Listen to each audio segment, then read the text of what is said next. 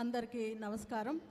పెద్దలు తులసిరెడ్డి సార్ గారికి, అదేవిధంగా మన అందరికీ ఎంతో ప్రియంగా ఉన్నటువంటి స్వర్గీయ శ్రీ వివేకానంద రెడ్డి సార్ గారి కుమార్తె సునీతమ్మ గారు, అల్లుడు రాజశేఖర రెడ్డి గారికి, చేరవచ్చిన వారందరికీ ఈరోజు స్వర్గీయ వివేకానంద రెడ్డి సార్ గారి 5వ వర్ధంతి సందర్భంగా వచ్చినటువంటి అందరికీ నమస్కారాలు తెలియజేసుకుంటూ ఉన్నాం.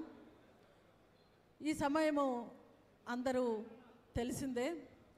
వివేకానంద రెడ్డి సార్ గురించి మన కడప జిల్లా వాసులకు తెలియని వారంటూ ఎవరు ఉండరు. ఆయన గురించి చెడు అని చెప్పేవాళ్ళు ఎవరు ఉండరు.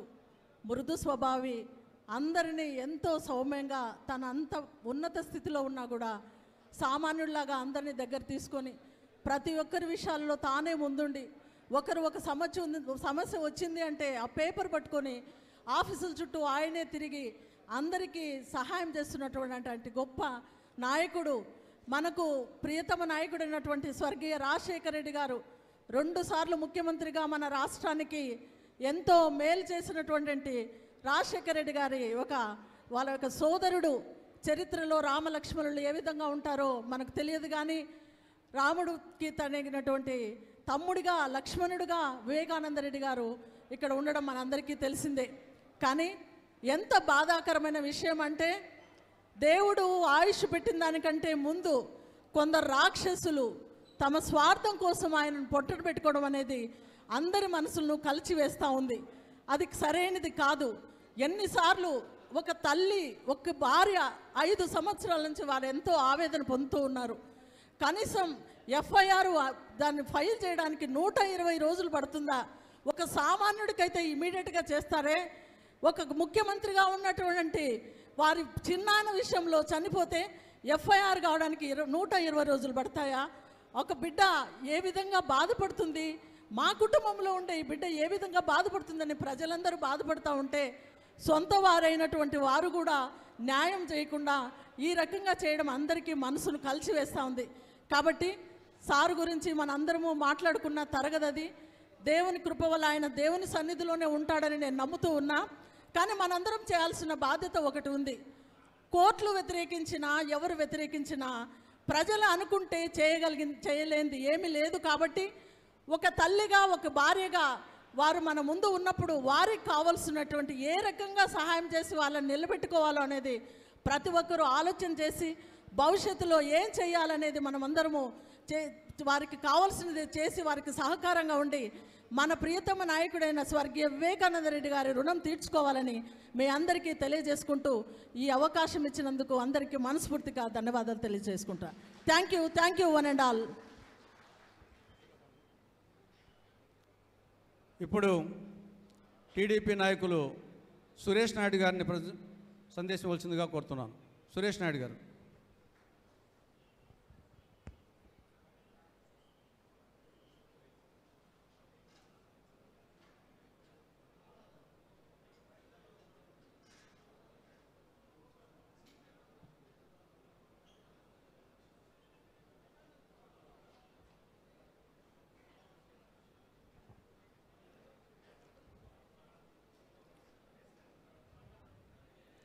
ఐదు సంవత్సరాల క్రితం మన మధ్య ఉన్నటువంటి ఒక మంచి మనిషి లేకుండా పోవడం, ఈరోజు 5 సంవత్సరాల తర్వాత ఆయన జ్ఞాపకార్థం స్మారక సభ ఇక్కడ జరుపుకుంటున్నాం.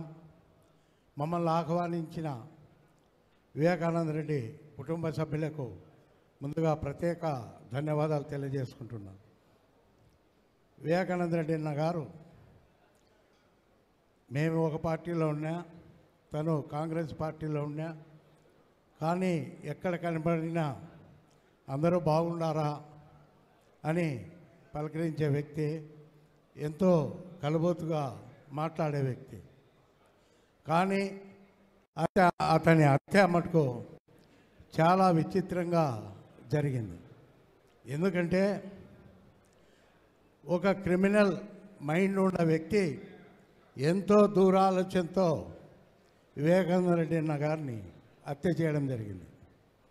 16 నెలలు ఆర్థిక నేరాల కింద జైల్లో ఉండబడినటువంటి వైఎస్ జగన్మోహన్ రెడ్డి గారు ఒక సెంట్రల్ జైల్లో అనేక రకాల ఖైదీలు ఉంటారు. వాళ్ళందరితో స్నేహం ఏర్పంచుకొని జైల్లో నక్సలైట్లు ఉంటారు, టెర్రరిస్టులు ఉంటారు, దోపిడీదారులు ఉంటారు, రాజకీయ ఖైదీలు ఉంటారు, క్రిమినల్ మర్డర్ చేసే వాళ్ళు ఉంటారు.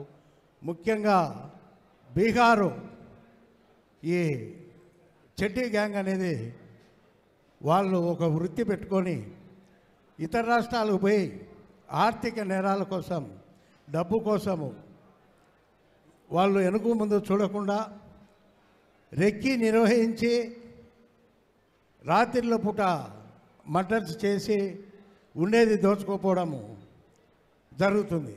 కానీ ఒక రాజకీయ లబ్ధి పొందడానికి వైఎస్ జగన్మోహన్ రెడ్డి వారి కుటుంబ సభ్యులు ఒక కుటుంబ సభ్యుని, ముఖ్యంగా చిన్నాయన అయినటువంటి వివేకానంద రెడ్డి గారిని వాళ్ళ కుటుంబంలోనే అత్యంత మంచి పేరు గల సభ్యుని అర్థమార్చడము.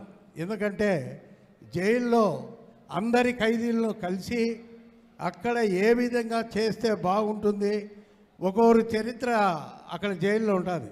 వీళ్ళందరూ కలిసినప్పుడు వాళ్ళ చరిత్రలందరినీ మాట్లాడుకుంటారు. ఒక రాజకీయ లబ్ధి కోసం సొంత చిన్నాయన్నే ఒక పకడ్బందీగా రెక్కి నిర్వహించి రాజకీయం ఎలక్షన్లు తొందరలో ఉన్నాయి, లబ్ధి పొందాలా, తన ముఖ్యమంత్రి కావాలా, తనకు కావాల్సిన వారికి ఎంపీ టికెట్లు ఇవ్వాలా, సానుభూతి ప్రజల సానుభూతి పొందాలంటే సొంత చిన్నాయన్నే చంపి రెక్కి నిర్వహించి కుక్కను కూడా లేకుండా అక్కడ లేకుండా ముందుగానే కుక్కను కూడా చంపించి దాదాపు 40 కోట్ల రూపాయల డీల్తో సొంత చిన్నాయన్నే హతమార్చడం చాలా బాధాకర విషయం. ఎందుకంటే వాళ్ళ కుటుంబ సభ్యుల బాధ మనం తీర్చలేం. 5 సంవత్సరాలుగా పోరాడుతూ సునీతమ్మ కానీ వాళ్ళ కుటుంబ సభ్యులు కానీ న్యాయం జరగాల, ఇది 100% హత్యే, ఇది రాజకీయ హత్య అని ఆమె పోరాటానికి నేను శిరస్సు ఉంచి ఆమెకు ధన్యవాదాలు తెలియజేసుకుంటున్నా. ఈ పోరాటం ఆమె ఒకరితోనే కాదు, మనమందరం కలిసి కూడా వివేకానంద రెడ్డి గారి హత్యకు ప్రతీకారంగా న్యాయం జరిగేట్టుగా ఆ కుటుంబ సభ్యులకు అందరికీ మనం మనోధైర్యం కల్పించాలని చెప్పేసి మీకందరికీ నేను తెలియజేసుకుంటా. తప్పకుండా ఆ కుటుంబానికి న్యాయం జరగాల. వివేకానంద రెడ్డి హత్య కేసులో తప్పకుండా ఎవరైతే ముద్దాయిలు ఉన్నారో వాళ్ళందరికీ శిక్ష పడే విధంగా ఈ సభ ద్వారా తీర్మానం చేసి ఈ పోరాటాన్ని ఇంకా ఉధృతం చేయాలని చెప్పేసి, న్యాయం కోసం పోరాడే ప్రతి ఒక్క వ్యక్తి జ్ఞానంతో సమాజం కోసం ఇంకెవరూ ఇటువంటి పనులు చేయకుండా అందరం కలిసేట్టుగా ఈ పోరాటాన్ని విజయవంతం చేయాలని చెప్పేసి తెలియజేసుకుంటూ, మమ్మల్ని ప్రత్యేకంగా ఆహ్వానించిన వివేకానంద రెడ్డి గారి కుటుంబ సభ్యులందరికీ హృదయపూర్వక నమస్కారాలు తెలియజేసుకుంటూ సెలవు తీసుకుంటున్నాను. ఇప్పుడు స్వర్గీయ వివేకానంద రెడ్డి గారికి ముఖ్య స్నేహితుడు చంద్రమౌళి గారిని తమ సందేశం అందించవలసిందిగా కోరుతున్నాను.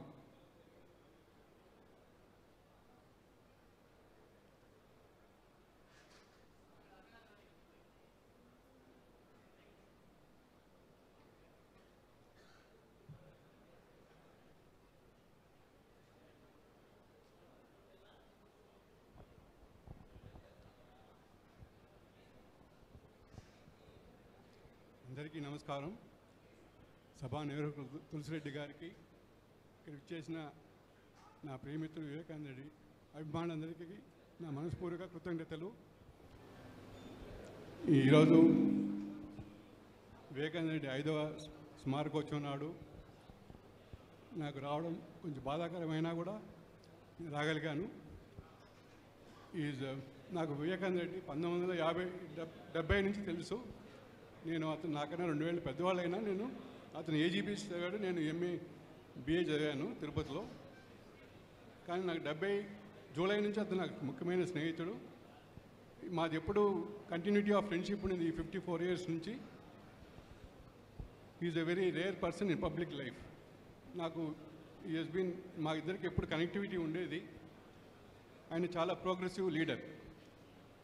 ఎస్పెషలీ కడప జిల్లా గురించి ఆయనకి ఎక్కువ శ్రద్ధ ఉండేది. నాతో ఎప్పుడు ఎన్నో విషయాలు పంచుకునేవాడు. నాకు 1970 నుంచి ఈ జిల్లాతో నాకు కూడా వాళ్ళ ద్వారా అనుభవంతో నాకు ఎప్పుడు ఉండేది. కానీ ఆయన is a very very economic development oriented person. నాతో ఎన్నో విషయాలు ఆయన జిల్లా గురించి కానీ ప్రోగ్రెసివ్ ఫర్దర్గా ఎట్లా చేయాలని చాలా విషయాలు నాతో మాట్లాడుకునే వాళ్ళం ఎప్పుడు కలిసినా కూడా. సో అటువంటి వ్యక్తి మన మధ్య లేకపోవడం చాలా బాధాకరం. వారు చిరస్థాయిగా ఈ జిల్లా ప్రజల్లో ఉంటారు. Is such a rare person in public life. ఈ కాలంలో ఉన్న పాలిటీషియన్స్ కూడా చాలా వరకు అతను చూసి నేర్చుకోవాలి. ఎందుకంటే సచ్ ఏ సింపుల్గా ఉండే వ్యక్తి we don't see these days at all. So I'm sorry. So I pay my tributes to him, and I thank the organizers for having given the occasion to speak on behalf of Vivekananda Reddy. Thank you, sir. ఇప్పుడు Andhra Pradesh Congress committee ఉపాధ్యక్షులు షేక్ నజీర్ అహ్మద్ గారు మాట్లాడతారు.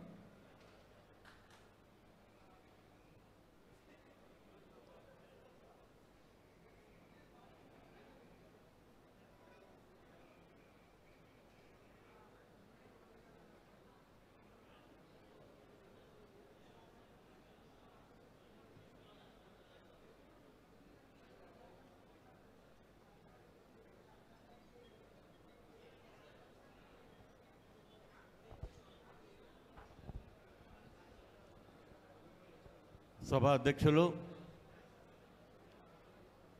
గౌరవనీయులు పెద్దలు నర్రెడ్డి తులసిరెడ్డి గారు, Shri YS Vivekananda Reddy గారి కుటుంబ సభ్యులు, వివేకానంద రెడ్డి గారి అభిమానులు, స్నేహితులు, పాత్రికేయ మిత్రులు అందరికీ నా నమస్సుమాంజలు తెలియజేస్తున్నా.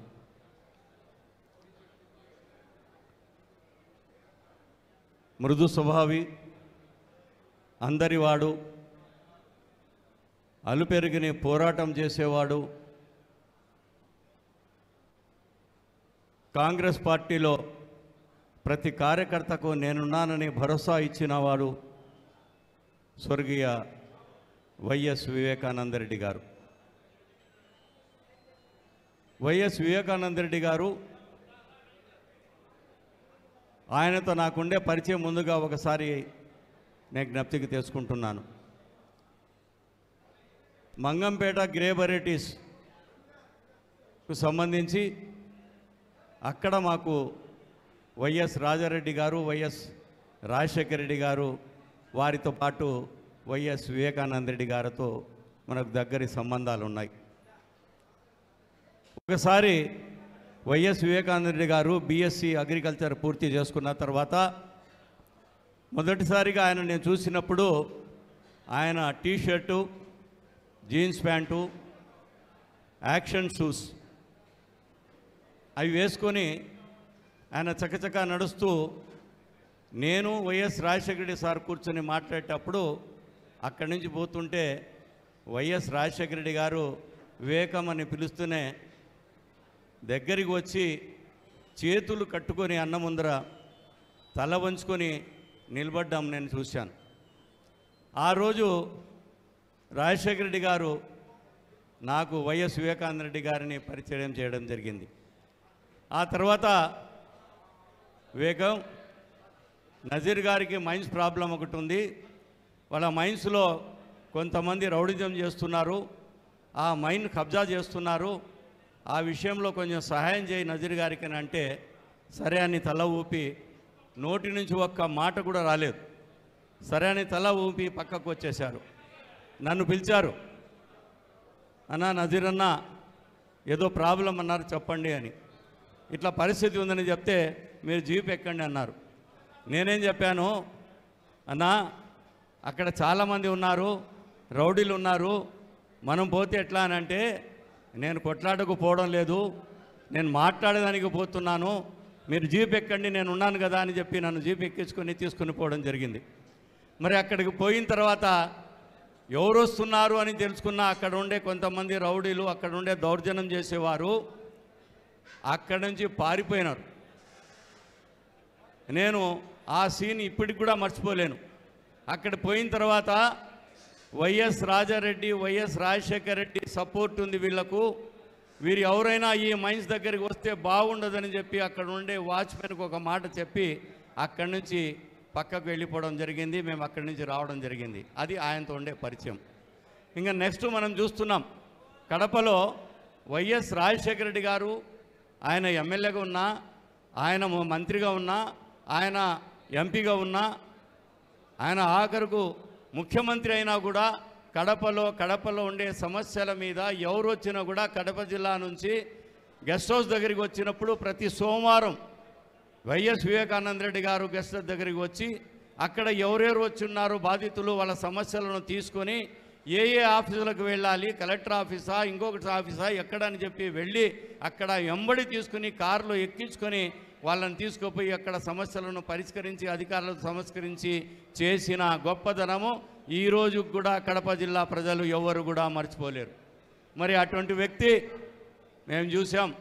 ఎవరికి హాని చేయని వ్యక్తి, చీమకు కూడా హాని చేయని వ్యక్తి, అటువంటి వ్యక్తి వైఎస్ వివేకానంద రెడ్డి గారు. అటువంటి వివేకానంద రెడ్డి గారిని హత్య చేయడం, అతి కిరాతకంగా అతి దారుణంగా హత్య చేయడం, హత్యను కూడా రాజకీయం చేసుకున్న ఘనత వైఎస్ విజయసాయిరెడ్డి గారికి. ఆయన ఫస్ట్ స్టేట్మెంట్ ఇచ్చి ఆయన హార్ట్ అటాక్తో చనిపోయినారని చెప్పి స్టేట్మెంట్ ఇచ్చారు. అది ఎంత తప్పు, అబద్ధం. తర్వాత అధికారంలోకి వచ్చేదానికి వైఎస్ వివేకానంద రెడ్డి హత్యను కూడా రాజకీయం చేసుకుంటూ ఆ రోజు వారు చేసిన రాజకీయం మనందరికీ తెలిసిందే. ఇప్పుడు మళ్ళా నేను ఒకసారి ఇప్పుడు చెప్తున్నా, నేను వైఎస్ జగన్మోహన్ రెడ్డి గారిని ఈ సభాముఖంగా నేను అడుగుతున్నా, అయ్యా మీరు మీ చిన్నాన్న హత్య విషయంలో సిబిఐ ఎంక్వైరీ కావాలన్నారు, తర్వాత వద్దన్నారు, తర్వాత మీరే ముఖ్యమంత్రి అయ్యన్నారు. మీరు ఒకవేళ ఎవరైతే హత్య చేశారో హంతకులను పట్టుకోవాలనంటే ఒక ముఖ్యమంత్రిగా మీకు ఇది చాలా సామాన్యమైన విషయం. మీరు ఎందుకు న్యాయం అడగడం లేదు, ఎందుకు న్యాయం చేయలేకపోయినారు? మీ సొంత మీ చెల్లికి, మీకు, మీ కుటుంబ సభ్యులకు జరిగిన హత్య గురించి మీరెందుకు న్యాయం చేయలేకపోయినారు? మరి దీన్ని రాజకీయం కూడా చేస్తూ వస్తున్నారు మీరు. అందుకోసమే నేను ఇక్కడ ఎవరైతే వైఎస్ వివేకానంద రెడ్డి గారి కుమార్తె శ్రీమతి సునీతమ్మ గారిని నేను సెల్యూట్ చేస్తున్నాను. ఎందుకనంటే ఈ విషయంలో కడప నుండి ఢిల్లీ వరకు పరిగెత్తి ఆమె చేసిన ఆ ప్రయత్నమే ఈరోజు ఆ కేసు ఇంకా నిలబడి ఉంది. లేదనంటే ఈ కేసు ఎప్పుడో నీరు కారిపోయి అది ఏదో కొట్టుకొని పోయేది. కాబట్టి ఆమె చేస్తున్న ధైర్యానికి, ఆమె సాహసానికి వారి భర్త రాజశేఖర రెడ్డి గారికి కూడా నేను సెల్యూట్ చేస్తున్నాను. వారి ఇంకా ఆఖరిగా ఒక కోరిక కోరుతున్నాను, మీరు ఇలా ఉంటే కాదు. వైఎస్ వివేకానంద రెడ్డి గారితో రాజకీయం మునిగిపోకూడదు. రాజకీయంలో ఉండాలని అంటే మీ కుటుంబ సభ్యులు రాజకీయాల్లోకి రావాలి. వైఎస్ వివేకానంద రెడ్డి గారి వారసులుగా ప్రత్యక్ష రాజకీయాల్లోకి రావాలని చెప్పి ఈ సభాముఖంగా వారి కుటుంబ సభ్యులకు ఆహ్వానిస్తూ నాకు ఇచ్చిన అవకాశానికి మీ అందరికీ కృతజ్ఞతలు తెలుపుకుంటూ సెలవు తీసుకుంటున్నాను. జై హింద్. మాట్లాడవలసిన వాళ్ళు చాలామంది ఉన్నారు, కొంచెం క్లుప్తంగా మాట్లాడాల్సిందిగా కోరుతున్నాను. ఇంకా ఒక 5 నిమిషాల్లో ఆంధ్రప్రదేశ్ కాంగ్రెస్ కమిటీ అధ్యక్షురాలు వైఎస్ శర్మిలారెడ్డి గారు 5 నిమిషాల్లో రాబోతున్నారు ఇక్కడికి. ఇప్పుడు బీజేపీ నాయకులు రమేష్ నాయుడు గారిని మాట్లాడవలసిందిగా కోరుతున్నాను. బీజేపీ నాయకులు రమేష్ నాయుడు గారు.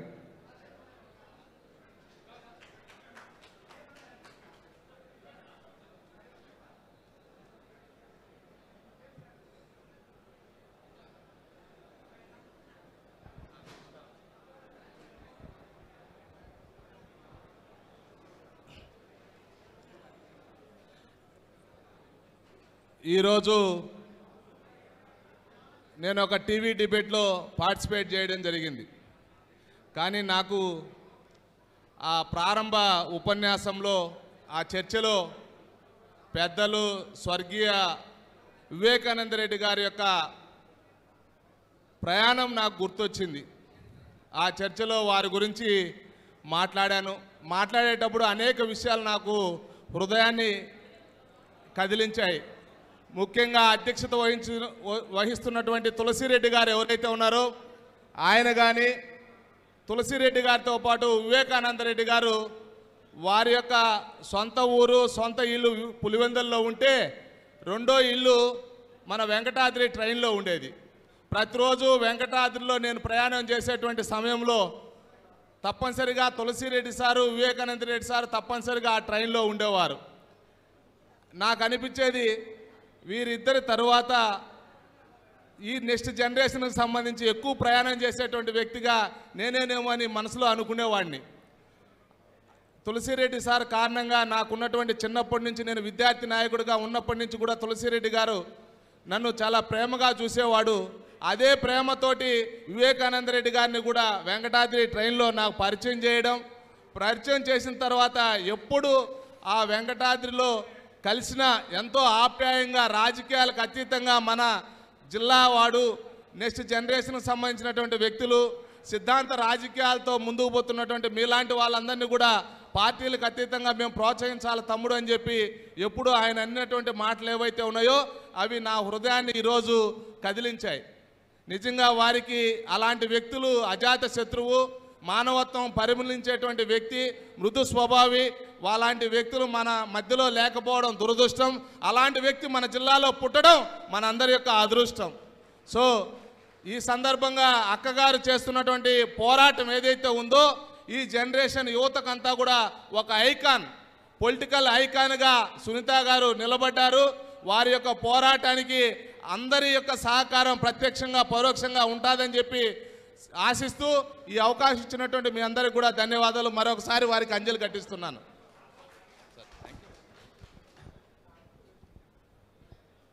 ఇప్పుడు స్వర్గీయ వైఎస్ వివేకానందరెడ్డి గారికి హితుడు, సన్నిహితుడు, దాదాపు సమకాలికుడు, కొంచెం వయసులో పెద్దలైనప్పటికీ పెద్దలు శ్రీ నంద్యాల వరదరాజరెడ్డి గారిని వేదికపైకి వచ్చి పుష్పాంజలి ఘటించి సందేశం ఇవ్వాల్సిందిగా కోరుతున్నాను.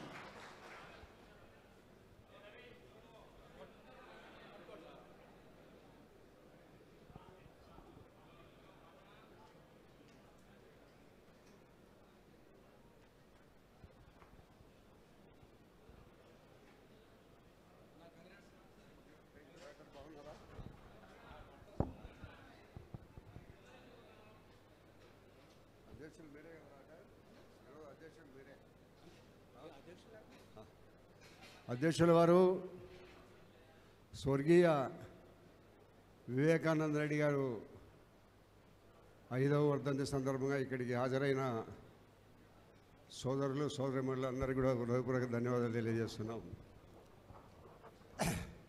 వివేకానంద రెడ్డి నేను దాదాపుగా 25 సంవత్సరాలు మంచి స్నేహితులు. నేను ఎమ్మెల్యేగా, ఆయన ఎమ్మెల్యేగా, ఎంపీగా, మంత్రిగా చాలాపు ఒక 25 సంవత్సరాలు మంచి స్నేహితులము.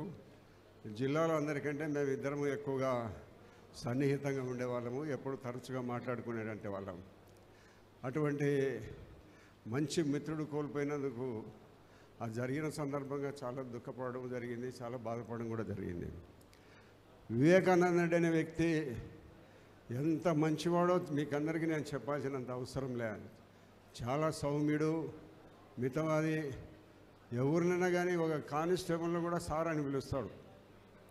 నేను ఎంపీనని కానీ ఎమ్మెల్యేనని కానీ ఏం లేకుండా మేమందరము పేర్లతో సిఐ గారు, ఎస్ఐ గారు, డిఎస్పీ గారు, కలెక్టర్ గారు అని పిలిచేవాళ్ళము. కానీ వివేకానంద రెడ్డి ఒక చిన్న ఎస్ఐని కూడా సార్ అని పిలిచేవాడు. మేము అప్పుడప్పుడు చెప్పేవాళ్ళం, మన కొంచెం వాళ్ళకంటే మన గవర్నమెంట్లో వాళ్ళు పనిచేస్తున్నారు కాబట్టి పేర్లతో పిలుచు, ఎస్ఐ అని పిలుచు, సిఐ అని పిలిచిన లేదని అనేవాడు. ఎప్పుడన్నా మా దగ్గరికి ఆయన వచ్చినప్పుడు మేము దగ్గరికి ఇప్పుడు ఎదురొచ్చి ఇంత దండం పెట్టేవాడు. అంత సౌమ్యుడు, అంత మంచివాడు. మరి దురదృష్టము ఆయనకు చాలా కాలం ఇంకా మనతో కలిసిమెలిసి ప్రయాణం చేసే పరిస్థితి లేకుండా దేవుడు ఒక డెడ్ లైన్ పెట్టినాడు. ఆ డెడ్ లైన్ ప్రకారం ఆయన చనిపోవడం జరిగింది. భవిష్యత్తులో ఆయన నేను చాలా అభివృద్ధి కార్యక్రమాలు చేసినాం. ప్రొద్దుటూరులో రాజశేఖర రెడ్డి గారు ఉండబడినప్పుడు ఎక్కడ జిల్లాలో ఎక్కడ ఏమి పంచాయతీలు ఉండబడినా, పార్టీలో కలహాలు ఉండబడినప్పటికీ మమ్మల్ని ఇద్దరిని షేక్ హుస్సేన్ గారిని పంపించి నేను వివేకానంద రెడ్డి షేక్ హుస్సేన్ గారు వీళ్ళందరం పోయి ఆ నియోజకవర్గాల్లో పనులన్నీ కూడా వాళ్ళ మధ్యన సయోధ్య కుదిరించేవాళ్ళం. అంత మంచి మిత్రుడు. మరి మేమందరికీ ఈరోజు ఆయన లేకుండా పోవడం అనేది మనం ఉన్నాం. ఆయన లేకుండా పోవడము, ఆయన స్వర్గంలో ఉండి కూడా చూస్తూ ఉంటాడు. చాలా మంచి వ్యక్తి. ఎవరికి ఏ చిన్న అపకారం కూడా చేయని ఒక మంచి వ్యక్తి చనిపోయిన సందర్భంగా 5వ వర్ధంతి మనం జరుపుకుంటున్నాము. భవిష్యత్తులో వారు ఏ నిర్ణయాలు తీసుకున్నా కూడా వారి కుటుంబ సభ్యులు ఏ నిర్ణయం తీసుకున్నప్పుడు కూడా దాన్ని కట్టుబడి వాళ్ళతో ప్రయాణం చేస్తామని మీకు అందరికీ తెలియజేస్తూ సెలవు తీసుకుంటున్నాను.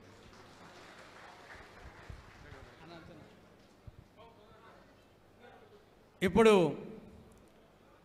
అన్నా వైఎస్ఆర్ కాంగ్రెస్ పార్టీ అధ్యక్షులు షేక్ మహబూబ్ బాషా గారిని మాట్లాడవలసిందిగా కోరుతున్నాను.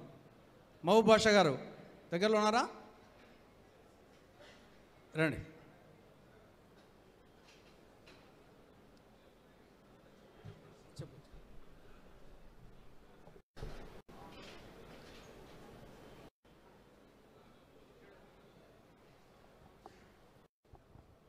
ఈరోజు సభాధ్యక్షుల వారికి, సభకు ఇచ్చేసినటువంటి మిత్రులందరికీ అన్న వైఎస్ఆర్ కాంగ్రెస్ పార్టీ నమస్సుమంజలి. అత్యంత మేధావి, ఎడ్యుకేటెడ్ అయినటువంటి మా పార్లమెంట్ మెంబర్ వివేకానంద రెడ్డి గారిని మించిన పార్లమెంట్ మెంబర్ లేరు. ఈరోజు ఇంత దురాగతానికి పాల్పడినటువంటి ఎవరైతే ఇతని హత్య చేశారో వాళ్ళంతటువంటి కీచాతి కీచకులు, దుష్టులు, దుర్మార్గులు. మరి తన కుటుంబంలో జరిగినటువంటి ఈ యొక్క అన్యాయాన్ని బహిరంగపరచకుండా, అన్యాయం జరిగిన నిమ్మకు నీరెత్తకుండా ఉన్నటువంటి ముఖ్యమంత్రి గారికి ఈ వేదిక నుండి అడుగుతున్నా, అయ్యా నీ ఇంట్లో వేరే వ్యక్తి రాజకీయంగా ఎదగకూడదా అని అడుగుతున్నా. నీకు ఎదురెగుతున్నారని, నీ రాజకీయానికి అడ్డు వస్తాడని, నీ ఛాతి నీచంగా ఎవరైనా హత్య చేస్తే దాన్ని ఖండించి, దాన్ని ఇప్పుడు నువ్వు అధికార హోదాలో ఉండి, ఈ అధికార హోదాలో నీవు అటువంటి దుష్ట దుర్మార్గుల్ని మరి పట్టి బంధించి వారికి సరి అయినటువంటి ఈ విధి విధానాల్లో అతని పైన చర్యలు తీసుకోవాల్సింది పోయి ఈరోజు సొంత కూతురు రోడ్డు మీదకి వచ్చి అన్నయ్య నాకు న్యాయం కావాలి అని చెప్తుంటే న్యాయం చేయక, అదేవిధంగా ఈరోజు ఈ యొక్క డైనమిక్ సునీత మేడంని మరి ఈరోజు ఇక్కడ జరిగినటువంటి ఈ హత్యా ఉదంతాన్ని ఖండించడానికి పార్టీలకు అతీతంగా విచ్చేసిన ప్రతి ఒక్కరికి, ఈ సభ అధ్యక్షుల వారికి నమస్సుమాంజలు చెప్తూ ఈ యొక్క అవకాశం ఇచ్చినందుకు నేను థ్యాంక్స్ చెప్తున్నాను. రైట్ మా, ఇక అందరూ వచ్చి కూర్చోండి. అందరు రండి మా, కూర్చోండి, వచ్చి కూర్చోండి. ఇప్పుడు ఆంధ్రప్రదేశ్ కాంగ్రెస్ కమిటీ ప్రధాన కార్యదర్శి సత్తార్ గారు మాట్లాడతారు. సత్తార్ గారు రండి. ఓకే అమ్మా, మిగతా వాళ్ళు కూర్చోవాలి.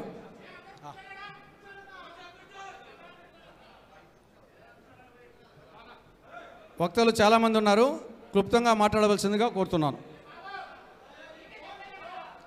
రండి అమ్మా.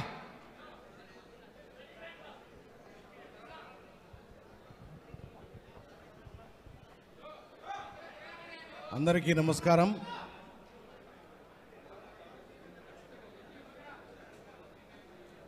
ఈ దేశంలో స్నాతకోత్సవంలో ఈ సందర్భంగా ఆయన స్నాతకోత్సవం సందర్భంగా రాజకీయాలు మాట్లాడాల్సింది రావడం అనేది చాలా బాధాకరం. ఎక్కువ మాట్లాడను, 2 మాటలే. విషయం ఏమంటే, అన్ని పదవులు చేసినటువంటి వివేకానంద రెడ్డి గారిని అజాత శత్రువుగా అన్ని పార్టీల వాళ్ళ చేత కొనియాడబడినటువంటి వాడిని హత్య చేసిన తమ కుటుంబం వారే హత్య చేసినారని వాళ్ళ కుటుంబం వాళ్ళే చెప్తా ఉన్నారు. అటువంటి హత్యా రాజకీయాలు చేసినటువంటి ఎవరైనా సరే వాళ్ళను వెంటనే శిక్షించాలని చెప్పని ఈ సందర్భంగా కోరుతూ సెలవు తీసుకుంటున్నాను. ఇప్పుడు టీడీపీ నాయకులు కన్నాటి నాగభూషణ్ రెడ్డి గారు మాట్లాడతారు. టీడీపీ నాయకులు కన్నాటి నాగభూషణ్ రెడ్డి గారు.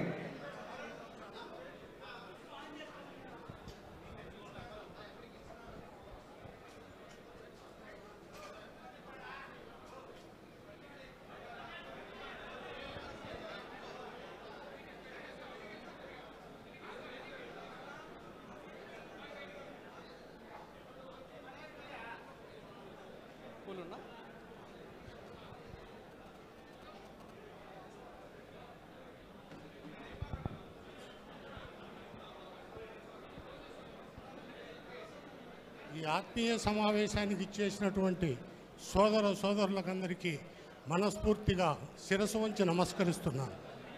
చాలా బాధాకరమైన విషయం. నేనైతే రాజకీయ ప్రసంగం చేయదలుచుకోలేదు, సుదీర్ఘ ప్రసంగం కూడా చేయను. 2 క్వశ్చన్లు అడుగుతున్నా ఈ రాష్ట్ర ప్రభుత్వ అధినాయకుణ్ణి. నీ కుటుంబం నుంచి నీకు బాబాయ్ ఈ రాష్ట్ర ప్రజలకు కాదు, ఈ దేశ ప్రజలకందరికీ ఎంతో సౌమ్యుడు, మృదు స్వభావి, మేధావి, విద్యావంతుడు, రాజకీయ నేతగా కాదు, ఒక సామాన్య వ్యక్తిగా లో ప్రొఫైల్ మ్యాన్ వివేకానంద రెడ్డి గారు. ఆయన హత్య గురించి ఈరోజు 5 సంవత్సరాల తరువాత కూడా చర్చిస్తున్నామంటే చాలా బాధగా ఉంది. ఎందుకు చెప్తున్నానంటే,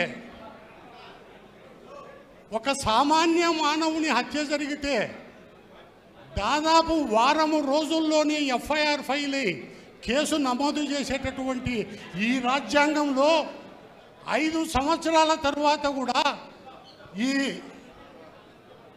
సంస్థలు ఏం చేస్తున్నాయి, ఎవరికి న్యాయం చేస్తున్నారు? ఒక గొప్ప వ్యక్తి ఈ రాష్ట్ర ప్రజలు ఉన్నటువంటి 12 కోట్ల మందికి, దేశంలో ఉన్న 140 కోట్ల మంది ప్రజలకు ఈ చరిత్ర ఎపిసోడ్ అందరికీ తెలుసు. దాని గురించి నేను చెప్పాల్సినటువంటి అవసరం లేదు. ఒకటి అడుగుతున్నా, నీ కుటుంబం, మన కుటుంబం నుంచి ఇంత ఘోరమైనటువంటి హత్య జరిగితే ఒక నిర్దోషికి 10 మంది దోషులు తప్పుకున్నా ఒక నిర్దోషికి శిక్ష పడకూడదు. ఆ నిర్దోషి వివేకానందరెడ్డి, ఆ నిర్దోషి డాక్టర్ సునీతమ్మ, ఆ నిర్దోషి శర్మిలమ్మ, ఆ నిర్దోషి సౌభాగ్యమ్మ. ఆ నిర్దోషులకు ఎందుకు శిక్ష వేస్తున్నారు అని ఈ వేదిక నుంచి నేను ఈ రాష్ట్ర ప్రభుత్వాన్ని ప్రశ్నిస్తున్నా.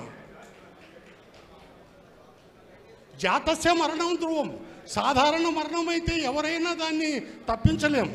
ఒక గొప్ప వ్యక్తిని, అందరికీ కావలసినటువంటి వ్యక్తి, రాజకీయాలకు అతీతంగా ఎవడు పోయినా తరతమ భేదాలు లేకుండా నిష్పక్షపాతంగా, నిర్మోహమాటంగా, నిష్కలంకషంగా, నిరాడంబరంగా వచ్చినటువంటి వ్యక్తి.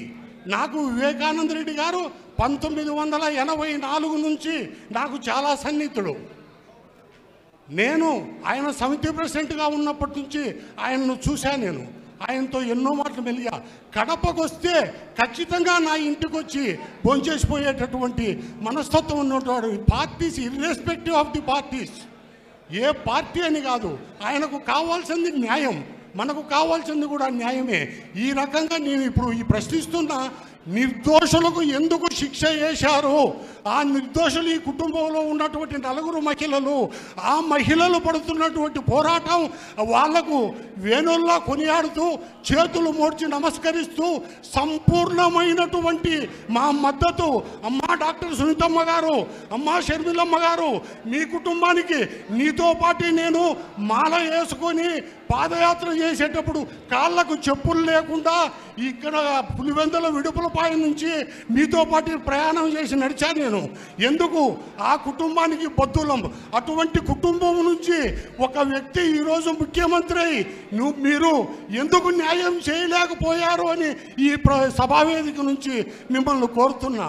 దయ ఉంచి ఇప్పటికైనా 5 సంవత్సరాలు గడిచింది, ఇంకా 2 మాసాలు ఉంది, ఇప్పటికైనా దోషులు ఎవరో తేల్చండి. నిర్దోషులను శిక్షించవద్దు, దోషులకు తగిన శిక్షణ పడేటట్టు చేయండి అని ఈ సభాముఖంగా కోరుతూ నాకు ఈ అవకాశాన్ని ఇచ్చినటువంటి పెద్దలకు మనస్ఫూర్తిగా నమస్కరిస్తూ విరమిస్తున్నాను. ఇప్పుడు ఆంధ్రప్రదేశ్ కాంగ్రెస్ కమిటీ ఉపాధ్యక్షులు జకరయ్య గారు మాట్లాడతారు. జకరయ్య గారు.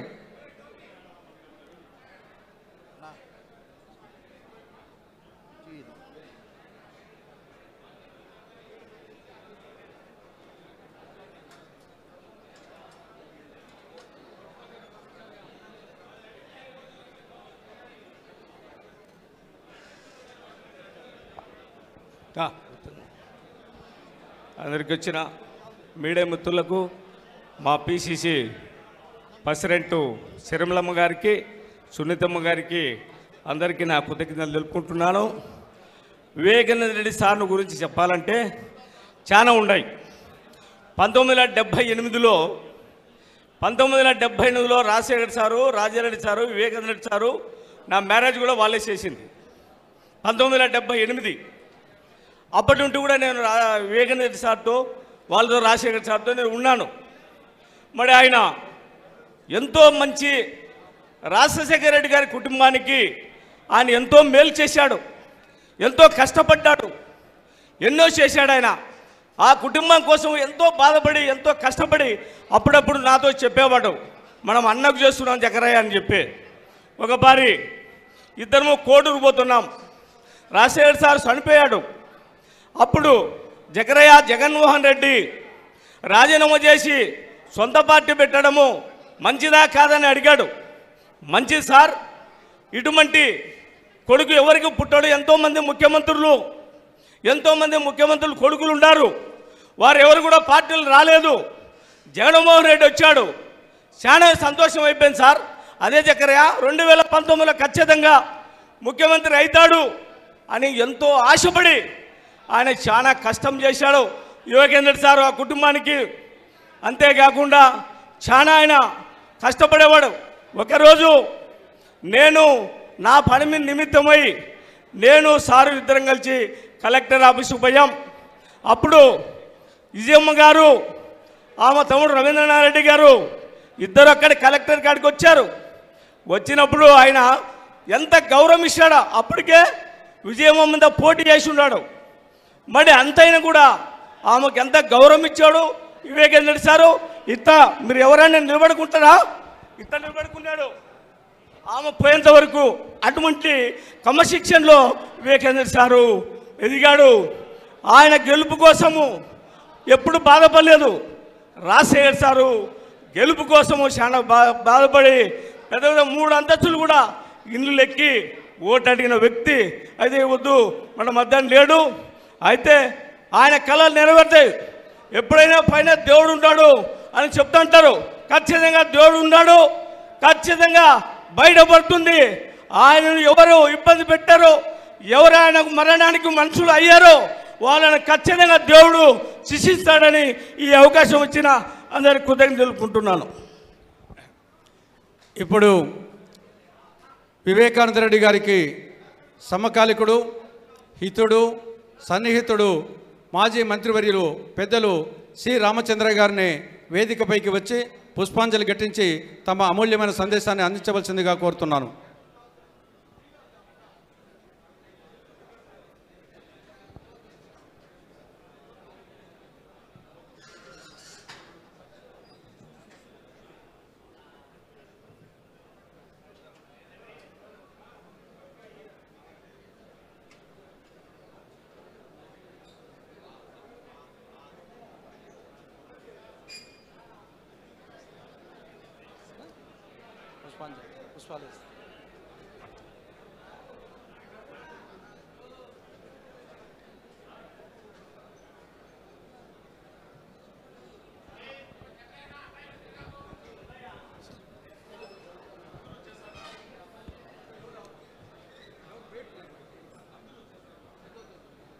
అందరికీ నమస్కారం.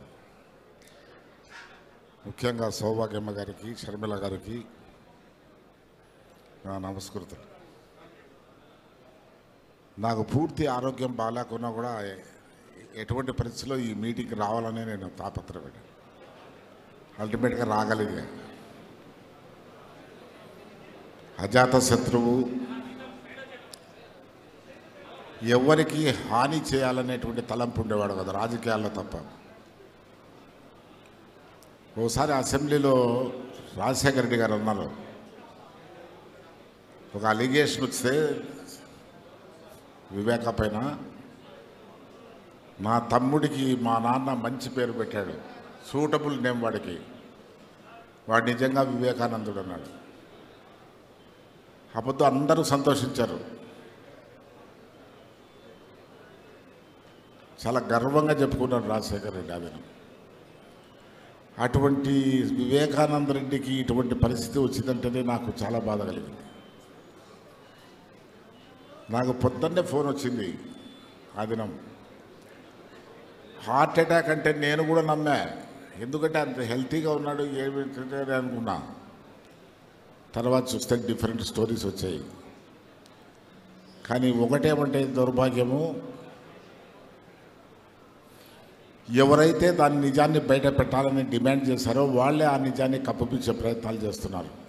ఇంతకన్నా దురదృష్టకరమైన సంఘటన లేదు. నా జీవితంలో అతి దురదృష్టకరమైన సంఘటన ఇదే అనిపిస్తుంది. నిజాలు నిర్భయంగా ఒప్పుకునే శక్తి ఉంది అతనికి. నా కమిటీలో పార్లమెంట్లో మెంబర్గా ఉండేవాడు. ఆ విధంగా ఎక్కువగా ట్రావెల్ చేశాం.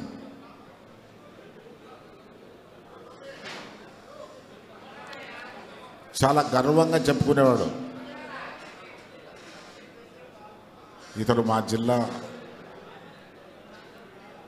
అతనికి కొన్ని క్వాలిటీస్ ఉన్నాయి. ఆ క్వాలిటీస్ కాంటెంపరీ పాలిటీషియన్స్లో చాలా తక్కువ కనిపిస్తాయి. అటువంటి గొప్ప గుణాలు కలిగిన వ్యక్తి ఈ దినం న్యాయం కోసం ఆ మహాతల్లి సునీతమ్మ తిరుగుతుందంటే నాకు చాలా బాధాకరమైన విషయం. కానీ మేము జరిగినప్పుడు అక్కడ ఇరుక్కొని ఉన్నాం, మాట్లాడే పరిస్థితి లేకుండా ఉండే. దాని తర్వాత ఇటువంటి సంఘటనలు చూసిన తర్వాతనే లిబరేట్ అయ్యేది మంచిదని లిబరేట్ అయిపోయాను. ఆయన I have totally liberated and ఎమాన్సిపేటెడ్.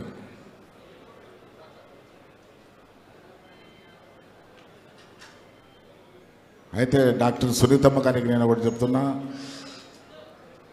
అమ్మ మీ న్యాయ పోరాటము అలుపెరగనిది, మీకు మేము కాళ్ళకు మొక్కాలు. మేము ఈ జిల్లాలో భర్త అంటే ఎంత ప్రేమ, ఎంత విలువైనది అనేది నిరూపించారు మీరు.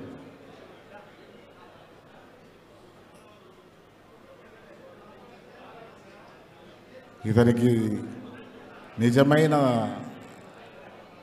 కల్ప్రిట్స్ ఎవరున్నారో వాళ్ళన్నీ బయటికి తీసుకొచ్చి వాళ్లకు పనిష్మెంట్ ఇస్తే తప్ప అతనికి శాంతి చేకూరదు. ఎప్పుడు మంచి చేయాలని కొన్ని ఎన్టీ రామారావు క్వాలిటీస్ ఉన్నాయి. వివేకాలో చెప్పేవాడు, రాజకీయం అంటే మేలు చేయాలనేది నా సొసైటీకి. దాంట్లో నేను ఎన్టీ రామారావు గారితో పూర్తిగా ఏకీభవిస్తున్నాను అన్నాడు. అటామిక్ ఎనర్జీ ప్లాంట్ పెట్టాలన్నప్పుడు చాలా వ్యతిరేకత వచ్చింది ఆ ప్రాంతంలో. ఇండస్ట్రీని పెడితే ఏ ప్రాంతం ఏ విధంగా డెవలప్ అయిందని పల్లె పల్లె తిరిగి ప్రతి వ్యక్తికి నచ్చ చెప్పినాడు.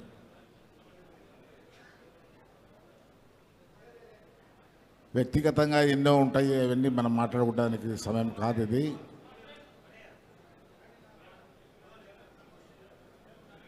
కానీ ఒక సంఘటన చెప్తా, మీరు ఆశ్చర్యపోతారు. ఒకరోజు నా డిబేట్ అయిపోయినాక బయటకు వస్తుంటే పైనుంచి వస్తున్నాడు రాజ్యసభలో. నేను ఎక్కడికి పోయినా అంటే నేను పైనుంచి వస్తున్నా, గ్యాలరీలో ఉన్నా అన్నాడు. ఎందుకు గ్యాలరీకి పోయినామంటే నీ స్పీచ్ లేదానికి అన్నాడు. అకేషన్ వచ్చింది కాబట్టి చెప్తున్నా. అటువంటి వ్యక్తి ఒక్కసారి మీరు ఆలోచించండి, రాజకీయాలు ఉంటాయి మనకు, కానీ మానవతా దృక్పథం కూడా మన రాజకీయాల్లో జోడించాలి, లేకుంటే రాజకీయాలకు విలువ లేదు.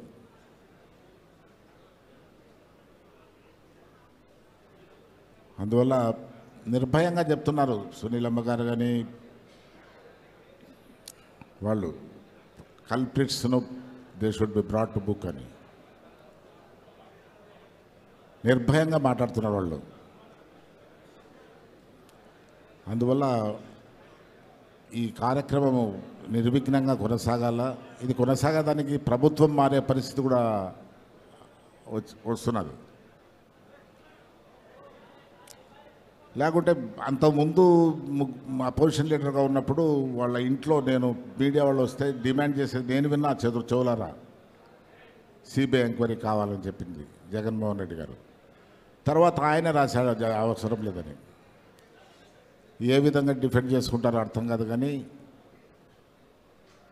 ఇవన్నీ మీకు తెలిసినట్టువే, నేను చెప్పాల్సిన అవసరంలే. బట్ ఒకటి అమ్మ, జిల్లా వాసులు మీకు ఎప్పుడు వెనక సపోర్టింగ్గా ఉంటారు. వ్యక్తిగత లాభాలు కలిగిన వాళ్ళు ఏమైనా రాలేకపోవచ్చు, కానీ వివేకానంద రెడ్డిని తెలిసినవాడు ప్రతి ఒక్కడు మీకు సపోర్టివ్గా ఉంటారు. మీ అందరికీ మేము ఉన్నాం తల్లి. మీరు వృత్తిలో పెద్ద డాక్టర్, 10 మందికి సేవ చేసే అవకాశం ఉంది, కానీ రాజకీయాల్లో చాలామందికి సేవ చేయొచ్చమ్మా. మంచి గుణాలు కలిగి ఫైటింగ్ స్పిరిట్స్ ఉంటాయి. మీ ఎట్లా ఫైటింగ్ స్పిరిట్స్ ఉండే వాళ్ళైతే తప్పకుండా సేవ చేయగలుగుతారు ఎక్కువ మందికి. మీ రాజకీయాల్లోకి రండి, పార్టీలకు అతీతంగా మేము సపోర్ట్ చేస్తామని కూడా చెప్తున్నాం. నమస్కారం.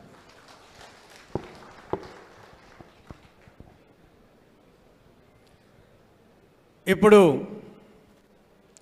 యువకుడు, ఉత్సాహవంతుడు, కార్యాధ్యక్షుడు, పులివెందుల టీడీపీ నాయకుడు బీటెక్ రవి గారు మాట్లాడతారు.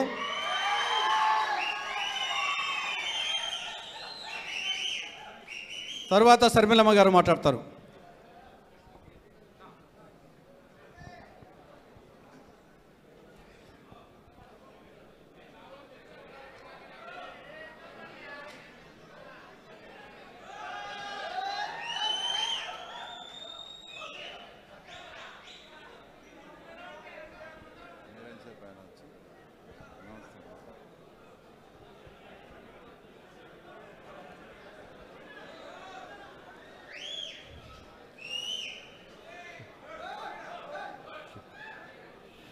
ఈ కార్యక్రమానికి వచ్చేసినటువంటి అందరికీ కూడా ప్రతి ఒక్కరికి పేరు పేరున నమస్కారాలు తెలియజేసుకుంటూ, తర్వాత ఇక్కడ ఉన్న వాళ్ళు కూడా అందరూ కూడా, అంటే నాకు వివేకానంద రెడ్డితో ఉండే అనుబంధం కూడా చెప్తాను. ఆ ఫస్ట్ 2017 ఎలక్షన్స్లో ఆయన నేను ఇద్దరం కలిసి పోటీ చేశాము. అంటే ఒకరి మీద పోటీ చేయాల్సి వచ్చింది. అప్పుడు ఆ ఎలక్షన్ పోటీ చేశాము. పోటీ చేసిన తర్వాత ఫలితం వచ్చిన తర్వాత కూడా ఎక్కడైనా నేను కానీ కనపడినా కానీ, అలాగే కడప ఎయిర్పోర్ట్లో కానీ, అలాగే హైదరాబాద్ ఎయిర్పోర్ట్లో కూడా కలిసినప్పుడు కూడా ఎక్కడ నాతో పాటు పోటీ చేసినాడని కానీ, అవతల పార్టీకి సంబంధించిన వ్యక్తిని కానీ ఎప్పుడు కూడా చూసుకోకుండా చాలా ఆప్యాయంగా పలకరిస్తూ, అంటే ఎంతో కూడా సన్నిహితంగా సాన్నిధ్యంగా కూడా ఉండేవాడు ఆయన. అసలు ఒక్కోసారి ఎయిర్పోర్ట్లో ఎక్కడైనా కలిసినప్పుడు ఆయన పక్కన వేరే వాళ్ళు కూర్చున్నా కూడా ఆ ఫ్లైట్లో ఆయనే పక్కన అతను రిక్వెస్ట్ చేసి నన్ను దగ్గరికి పిలిచి, ఆ తర్వాత ఇద్దరం పక్కపక్కన కూడా 3-4 టైమ్స్ జర్నీ చేసినాం. అంటే ఒక 45-50 మినిట్స్ ఇద్దరం కలిసే పక్కపక్కన కూర్చొని కూడా జారీ చేశాం. అంటే ఎక్కడా కానీ ఆయనకు వేరే రకమైన ఆలోచన కానీ, అంటే ఇద్దరం కలిసి పోటీ చేసినామే అని కానీ ఎక్కడ ఆ తారతమ్యమే లేకుండా ఎంతో సౌమ్యంగా కూడా నాతో చాలా హాయిగా కూడా గడిపిన సందర్భాన్ని తర్వాత ఈ సందర్భంగా కూడా మేమంతా కూడా గుర్తు చేసుకోవాల్సి వచ్చింది. అలాంటి వ్యక్తి అలాంటి వ్యక్తిని మనం పోగొట్టుకోవాల్సి వచ్చిందంటే కూడా అందరి తరఫున కూడా చాలా మనస్ఫూర్తిగా కూడా బాధపడాల్సిన పరిస్థితి. ఇప్పుడు అంటే వాళ్లకు అలాంటి వ్యక్తికి ఆ రకమైన చావు వచ్చిందనేది కూడా ఇక్కడ చాలా చాలా బాధాకరమైన విషయం. తర్వాత అదేదో ఆ రోజు ఇన్సిడెంట్ జరిగిన తర్వాత అప్పట్లో నాకు ఫోన్ వచ్చినప్పుడు ఎక్కడ కనపడినా కూడా చాలా ఆప్యాయంగా మాట్లాడేవాడు కదా అని ఆయన పలకరిద్దామా. ఆ తర్వాత ఆయనను ఇలా జరిగిందేమని వాళ్ళ ఇంటికి కూడా వెళ్ళాలి, వాళ్ళ ఇంటికి కూడా వెళ్ళి వాళ్ళ భార్య పిల్లల్ని కూడా పలకరిద్దామనే ఆలోచనతో మేమున్నాం. అప్పుడు సడన్గా 8:39 అయినప్పుడు ఫస్ట్ కమలాపురం ఎమ్మెల్యే గారు, తర్వాత ఇది తెలుగుదేశంలో చేసిన పని అని కూడా చెప్పడం నాకు ఇప్పటికీ కూడా చాలా బాధాకరంగా అనిపిస్తూ ఉంది. ఆయన ఆ మాట అనుకుంటే నేను ఆయన చివరి చూపు చూసే అవకాశం కూడా నాకు లేకుండా చేసినారు ఆ రోజు. వాస్తవంగా అయితే హార్ట్ అటాక్తో చనిపోయినాడు కదా, ఎక్కడ కనిపించినా పలకరిస్తూ ఉన్నాడు, మా మధ్య ఏం లేవు కదా అని ఆయన చూసేదానికి కూడా మేము పోవాలని కూడా డిసైడ్ అయిన తరుణంలో ఫస్ట్ కమలాపురం ఎమ్మెల్యే గారు అక్కడ హాస్పిటల్కి వచ్చి, తర్వాత దీని వెనక బీటెక్ రవి ఉన్నారు, వాళ్ళు ఉన్నారు, వీళ్ళు ఉన్నారు అని చెప్పడం, ఇంకా వాళ్ళ ఆ రకమైన నింద మా మీద వేసినప్పుడు మేము అక్కడికి పోవడం కూడా కరెక్ట్గా ఉండదని చెప్పేసి మేము ఆ రోజు వెళ్ళలేదు. అంటే మీరన్నీ కూడా ఇప్పటికీ ఇది 5 సంవత్సరాలు అయింది గడిచిపోయి, ఇక్కడ అందరూ కూడా మీరు కూడా అంతా కూడా వాస్తవాలన్నీ కూడా గమనించుంటారు. ఆయనకు ఆ రకమైన చావు రావడం ఎంతో బాధాకరం అయితే, ఆ చావు అనేది కుటుంబ సభ్యుల నుంచే వచ్చిందనడాన్ని మనకు చెప్పుకోవాలనే ఒక రాయలసీమ వాసిగా, ఒక పులివెందుల వాసిగా కూడా చాలా సిగ్గు. ఎందుకంటే ఆయన గడిపిన జీవితానికి, ఆయన చేసిన సేవకు కానీ ఆ రకమైన ఆలోచన వాళ్ళు ఎందుకు చేశారు, అంత ఘోరంగా ఎందుకు చేయాల్సి వచ్చిందని తలుచుకుంటే వాస్తవంగా అయితే ఇప్పటికీ నమ్మబుద్ధి కాదు. అయినా కూడా ఇక్కడ పరిస్థితులు, తర్వాత మాకు ఉండే ఎన్నికైన సర్కమ్స్టెన్సెస్ అన్నీ చూసుకుంటే కూడా ఇంత దారుణానికి పాల్పడ్డారా అని అందరం కూడా మనం ఇక్కడ ఉండే వాళ్ళు అందరం కూడా మనం తప్పకుండా చింతించాల్సిన అవసరం. సరే, మీ పర్సనల్ ప్రాబ్లం ఏదో ఉండి మీరు ఏదైనా చేసుకోండి అనుకోండి. దాని అవతల్లో 2 రోజుల ముందే మా జాతీయ పార్టీ అధ్యక్షుని మీద, తర్వాత అప్పట్లో మా పార్టీలో ఉండే ఆదినారాయణ రెడ్డి మీద, నా మీద కూడా అపాండాలు వేసి, అది ఇంకా ఏ స్థాయికి పోయిందంటే లాస్ట్కు దీని వెనుక నర్రెడ్డి సునీత గారు, తర్వాత రాజశేఖర్ గారు, శివప్రకాష్ గారు ఉన్నారనే స్థాయికి వాళ్ళు, అంటే ఆ స్థాయికి కూడా ఈ సబ్జెక్ట్ని వాళ్ళు తీసుకుపోవడం అనేది అసలు చాలా చాలా దారుణమైన విషయం. లాస్ట్కి ఏమైంది, తర్వాత మేము ఆ రోజు అప్పట్లో ఆ మర్డర్ జరిగిన తర్వాత వీళ్ళు కూడా, అంటే ఈరోజు ఎవరైతే ఈ సభ నిర్వహిస్తున్నారో మన సునీతమ్మ కావచ్చు, రాజశేఖర్ వాళ్ళు కావచ్చు, అప్పుడుండే పరిస్థితులను బట్టి వాళ్ళు చెప్పే విధానాన్ని బట్టి ఆ తర్వాత వాళ్ళు కూడా మేము కూడా దాంట్లో భాగస్వాములేమో అనే అనుమానం కూడా వాళ్ళకు వచ్చింది. అంటే ఆ పరిస్థితులు వాళ్ళకి కల్పించాల్సి వచ్చింది. వీళ్ళు ఆ పరిస్థితులు కల్పించారు. తర్వాత వాస్తవాలు తెలుసుకున్నారు. తర్వాత వాళ్ళు మీకు సంబంధం లేదని మమ్మల్ని చెప్పినారు. అదృష్టం కొద్దీ అది సిబిఐ ఎంక్వైరీకి పోయింది. సిబిఐ ఎంక్వైరీలో వాస్తవాలన్నీ తేలి ఓపెన్గా క్లియర్ కట్గా ఉన్నా కూడా తర్వాత ఇప్పటికీ కూడా వాళ్ళు సాక్షి పేపర్ అడ్డం పెట్టుకొని అందరి మీద, ఇక్కడికి వచ్చిన వాళ్ళలో చాలామంది మీద కూడా తర్వాత ఈ రకంగా దుష్ప్రచారం ఇది చేయడం చేస్తూ ఉన్నారు. ఎప్పుడైనా కూడా అంతిమంగా కూడా న్యాయమే గెలుస్తుంది తప్పకుండా. ఆ తర్వాత ఇంకో విషయం ఏంటంటే, ఇక్కడ కడపలో ఈ ప్రోగ్రాం పెట్టుకోవాల్సి వచ్చింది. ఈ ప్రోగ్రాం కూడా వాళ్ళ సొంతది కాబట్టి ఇక్కడ పెట్టుకోవాల్సి వచ్చింది. తర్వాత దీనికన్నా ముందు ఒక చిన్న ఇన్సిడెంట్ కూడా జరిగింది. గతంలో మేము కూడా అక్కడ ఏదన్నా పార్టీ కార్యక్రమం నిర్వహించాలని అక్కడ ఫంక్షన్ హాల్లో కూడా 20,000 అడ్వాన్స్ కూడా తీసుకొని రిసిప్ట్ కూడా ఇచ్చారు. అందులో మేము మామూలుగా అయితే ప్రోగ్రామ్ చేయలేదు, మా స్టేట్ లీడర్స్ వస్తా అంటే పెట్టాం. 1కి 10 సార్లు అడిగి పెట్టాం. సరే అని ఫంక్షన్ హాల్ ఇచ్చి లాస్ట్ 2 మినిట్స్లో మేము మమ్మల్ని చంపుతామన్నారన్నా, మాకు ఇబ్బంది పడతామన్నారు. అదే పరిస్థితి కూడా ఈరోజు వాస్తవంగా కడపలో పెట్టాల్సింది, యాక్చువల్గా పులివెందులో పెట్టుకోవాల్సింది. ఆ తర్వాత పులివెందుల్లో అక్కడ ఫంక్షన్ హాల్ పెడుతుంటే 50,000 రూపాయల డబ్బులు కూడా తీసుకొని రిసిప్ట్ ఇచ్చి, అదంతా డాక్యుమెంటల్ ఎవిడెన్స్ ఉంది, రిసిప్ట్ రిసీవ్డ్, క్యాష్ రిసీవ్డ్ అని చెప్పి ఆ ఫంక్షన్ హాల్లో కూడా పెట్టి అక్కడ ఏర్పాటు చేసుకుంటే, తర్వాత అక్కడ కూడా వాళ్ళని బెదిరించి తర్వాత ఇంత దూరం తీసుకొచ్చేట్టుగా చేశారు. లేదంటే ఈ సంస్మరణ సభ వాస్తవంగా అయితే పులివెందుల్లోనే మనం పెట్టుకోవాల్సి వచ్చింది. పులివెందులలో ఫంక్షన్ హాల్లో కూడా ఇవ్వకుండా బెదిరించే పరిస్థితులు ఉన్నాయంటే ఒక్కసారి మీరు కూడా ఆలోచన చేయండి. ఇవన్నీ ఆ తర్వాత ఆలోచించి తర్వాత వీళ్ళు కూడా అంత ఫ్యామిలీ మెంబర్స్ కూడా కూర్చొని ఏదైనా కూడా ఒక ప్రజా కోర్టులలో అంతిమంగా న్యాయస్థానంలో ఏదైనా న్యాయం జరగనప్పుడు ఆ తర్వాత ఖచ్చితంగా ప్రజా కోర్టులకు వచ్చి ప్రజలనే మీరు అంటే మీకు జరిగిన అన్యాయం కావచ్చు ఆ కేసును మా మీద వేసి ఆ తర్వాత ఎట్లంటే మమ్మల్ని ఇబ్బంది పెట్టారంటే వాళ్ళు చేసిన నేరాన్ని తప్పిపుచ్చుకోవడానికి తర్వాత అభాండాలు మా మీద వేయడము అదేదంటే దేవుని దయ వలన అదృష్టం కొద్ది సిబిఐ ఎంక్వైరీకి వచ్చి ఇదంతా లేకుండా పోయింది. తర్వాత నేను వీళ్ళకు కూడా అప్పీల్ చేసేది ఏంటంటే ఎప్పుడైనా న్యాయస్థానాల్లో న్యాయం సత్వరంగా జరగకుండా బాగా డిలే జరిగినా కూడా అది అన్యాయం జరిగినట్టు అవుతుంది. మీ ఫ్యామిలీ మెంబర్స్ అంతా కూర్చొని ఒక మంచి నిర్ణయం తీసుకోవాలని కూడా నేను అందరినీ కోరుతూ తర్వాత మీ ద్వారా కూడా తర్వాత చివరిగా ఒకటి డీజీపీ గారికి కూడా రిక్వెస్ట్ చేసేది ఏంటంటే ఇక్కడికి వచ్చిన వైఎస్ కుటుంబ సభ్యులకు కానీ అక్కడ వైఎస్ఆర్ పార్టీకి ఎవరైతే బాగా ఇన్వాల్వ్ చేసే వైఎస్ఆర్ కుటుంబ సభ్యులకు కానీ తప్పకుండా రక్షణ కల్పించండి వాళ్ళకు. ఎందుకంటే ఇంకా ఒక 2-3 రోజుల్లో కానీ 2-3 రోజుల్లో ఎలక్షన్ నోటిఫికేషన్ రాబోతుంది.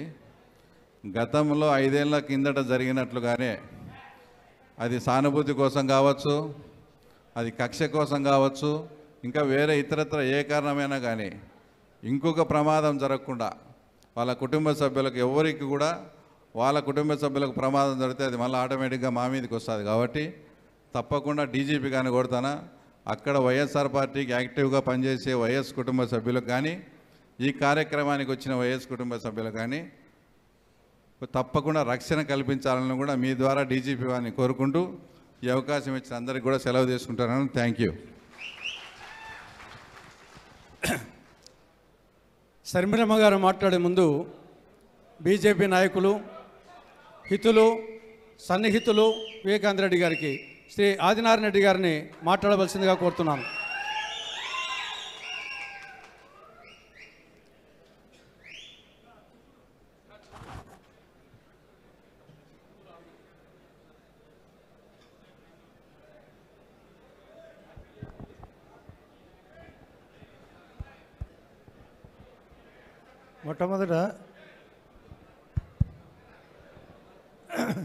మొట్టమొదట కుటుంబ సభ్యులకు వచ్చిన అందరికీ హృదయపూర్వక నమస్కారం. ఇక్కడ రాసిన కాన్సెప్టు మామూలుగా ప్రతి ఒక్కరు ఏదో కార్యక్రమం పెట్టినప్పుడు రాత రాయడము అది కామన్. ఒక కవి రాస్తే అంతకంటే ఎక్కువ రాస్తారు. కానీ ఇది వాస్తవం ఇక్కడ రాసిన విషయం. ఆయన ఎంపీగా నేను ఎమ్మెల్యేగా కూడా పనిచేసిన. వాళ్ళ అన్న రాజశేఖర రెడ్డి గారు కానీ వాళ్ళ కుటుంబ సభ్యులు కానీ వాళ్ళ నాన్న రాజారెడ్డి కూడా మా కుటుంబానికి చాలా ఆప్తులు. కానీ సమీకరణ మారింది, సమస్యలు మారినాయి. నేను కూడా రాజకీయంగా విభేదించిన, కానీ ఎప్పుడు కూడా మేము కూడా ఫ్యాక్షన్ చేసినాం. ఇటువంటి దరిద్రమైన ఆలోచన ఎప్పుడు చేయలే. ఏంది ఇది మీ ముడబతుకు? చేస్తే చేయండి. వాళ్ళ పాపము వాళ్ళు సచ్చి సున్నమైతే అంటే వాళ్ళ మీద కేసు పెట్టడం. మీ బతుకు మా మీద పెట్టినారు. నేను ఆ రోజే చెప్పినా నన్ను ఉరిదీయమని. ఇప్పుడు సంబంధం ఉంటే ఇప్పుడు ఉరిదీయండి. ప్రతిసారి చెప్తానే ఉన్నా, వాళ్ళకు ప్రాణం కాదా వాళ్ళది? వాళ్ళ కుటుంబ సభ్యులు కాదా?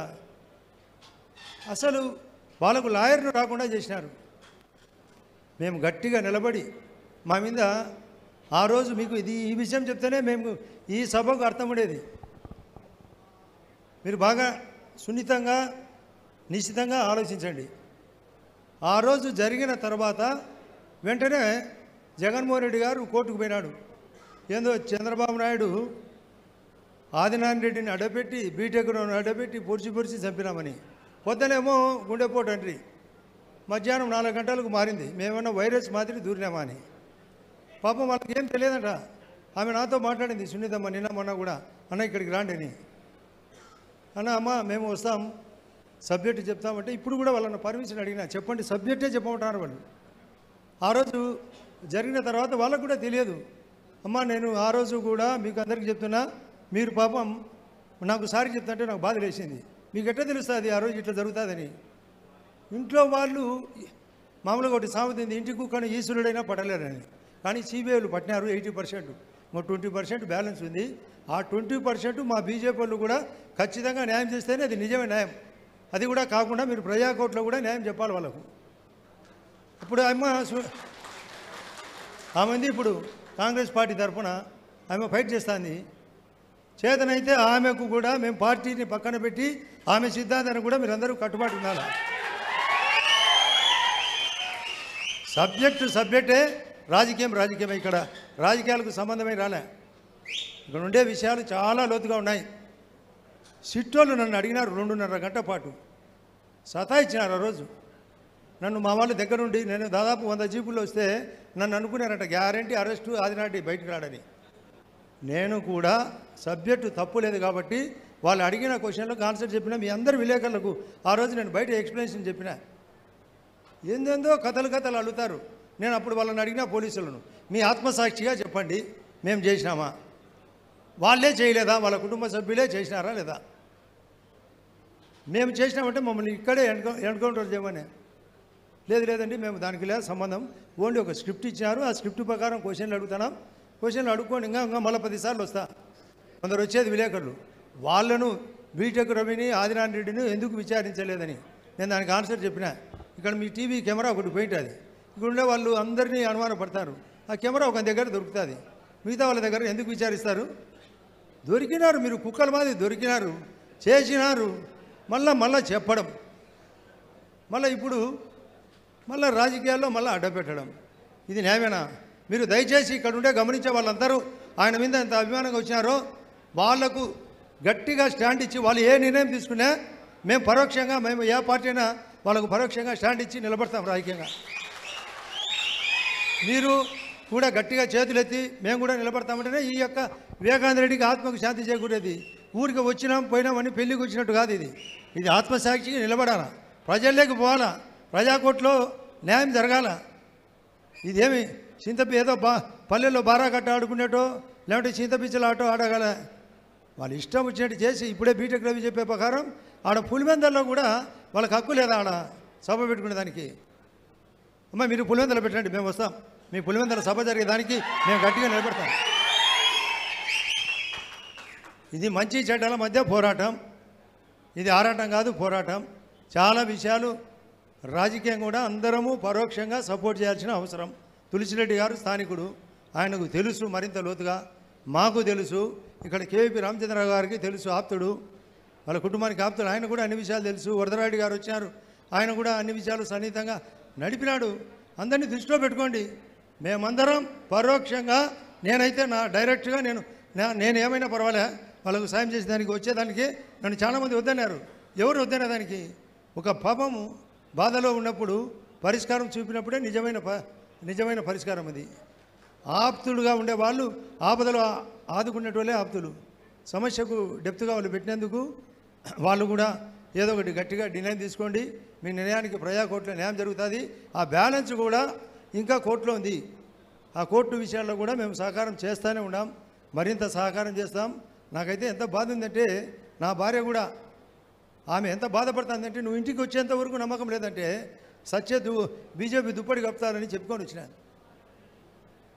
అసలు ఆమె కూడా ఒక ఎక్స్ఎమ్మెల్యే పులివెందల శ్రీపాల్ రెడ్డి యొక్క కొడుకు కూతురు మనవరాలు.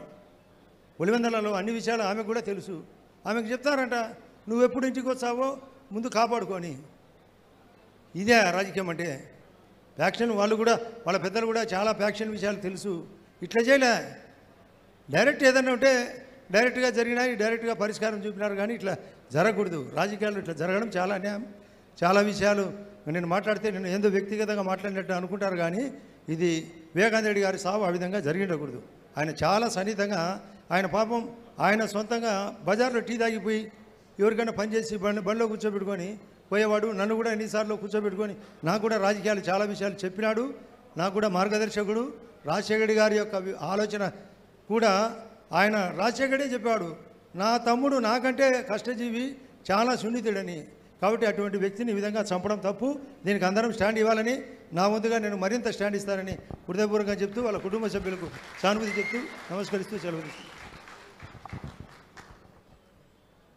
ఇప్పుడు ఆంధ్రప్రదేశ్ కాంగ్రెస్ కమిటీ అధ్యక్షురాలు స్వర్గీయ డాక్టర్ వైఎస్ రాజశేఖర రెడ్డి గారి ముద్దుల బిడ్డ శ్రీమతి వైఎస్ శర్మిలారెడ్డి గారు వేదికపైకి వచ్చి తమ చిన్నాన్నకు పుష్పాంజలి శ్రద్ధాంజలి ఘటించి తమ అమూల్యమైన సందేశాన్ని అందించవలసిందిగా కోరుచున్నాను.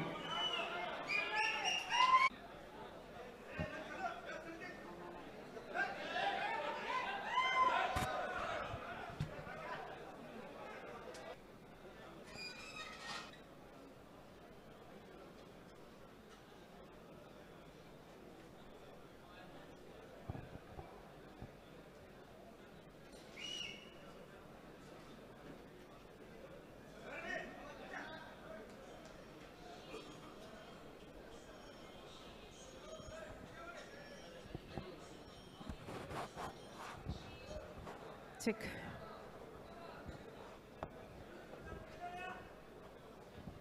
చెక్ రాజకీయాలకు అతీతంగా వైఎస్ వివేకానందరెడ్డి గారిని ఒక మంచి మనిషిగా గుర్తించి ఆయనకు నివాళులు అర్పించడానికి వచ్చిన ప్రతి ఒక్కరికి రాజశేఖర రెడ్డి గారి అభిమానులందరికీ మీడియా మిత్రులందరికీ మీ రాజశేఖర రెడ్డి బిడ్డ శిరస్సు వంచి చేతులు జోడించి మనస్ఫూర్తిగా నమస్కరించుకుంటాం.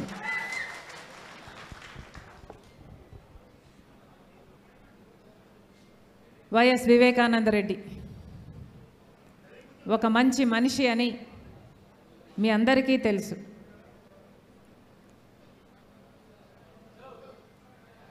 ప్రత్యేకమైన మనస్తత్వం, అద్భుతమైన వ్యక్తిత్వం, అందరికీ సహాయపడే గుణం, ఇవన్నీ వైఎస్ వివేకానందరెడ్డి అయితే నాకు మాత్రం నన్ను ఎత్తుకొని నా తండ్రి తర్వాత తండ్రి లాంటి వాడు చిన్నాన వైఎస్ వివేకానందరెడ్డి.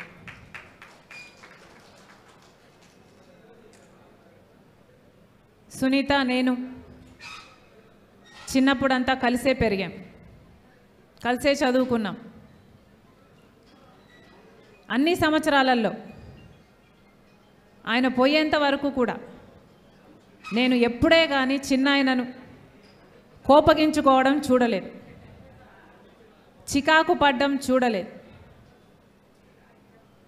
ఎవరైనా సాయం చేయడానికి వస్తే అసలు ఆయన కాలు ఇంట్లో ఆగేది కాదు.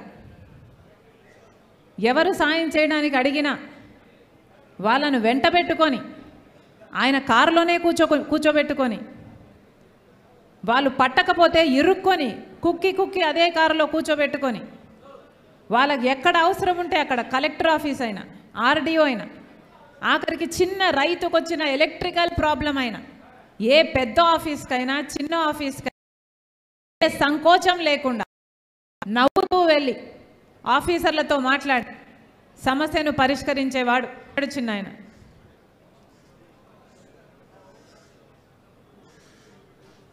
ఆఖరికి నాకు చిన్నాయన ఆఖరిసారి నన్ను కలిసింది నా ఇంటికి వచ్చాడు. వయసులో పెద్దవాడయ్యుండి ఎంతో ఓపికగా నాతో అదే పనిగా కూర్చొని 2 గంటల పాటు ఒకటే అంశం, నువ్వు పోటీ చేయాలమ్మా అని, కడప ఎంపీకి నువ్వు పోటీ చేయాల్సిన అవసరం ఉంది అని. ఆఖరికి ఇంకా పెద్ద మనిషి మాట కాదనలేక అన్నీ అనుకూలిస్తే చేస్తాలే చిన్నానా అని చెప్తే తప్ప చిన్నానా ఆ రోజు లేచి వెళ్ళలేదు. అదే నేను చిన్నానను ఆఖరిగా చూసింది. ఈ రోజుకి చిన్నాన చనిపోయి 5 సంవత్సరాలు గడిచిపోయింది. ఆ రోజు చిన్నాన చావు నమ్మలేని నిజం. ఈరోజు రాజకీయ విషసర్పాల కోరల్లో చిక్కుకొని దుర్మార్గు పాలన చక్రాల కింద నలిగిపోతూ నిప్పు లాంటి నిజం.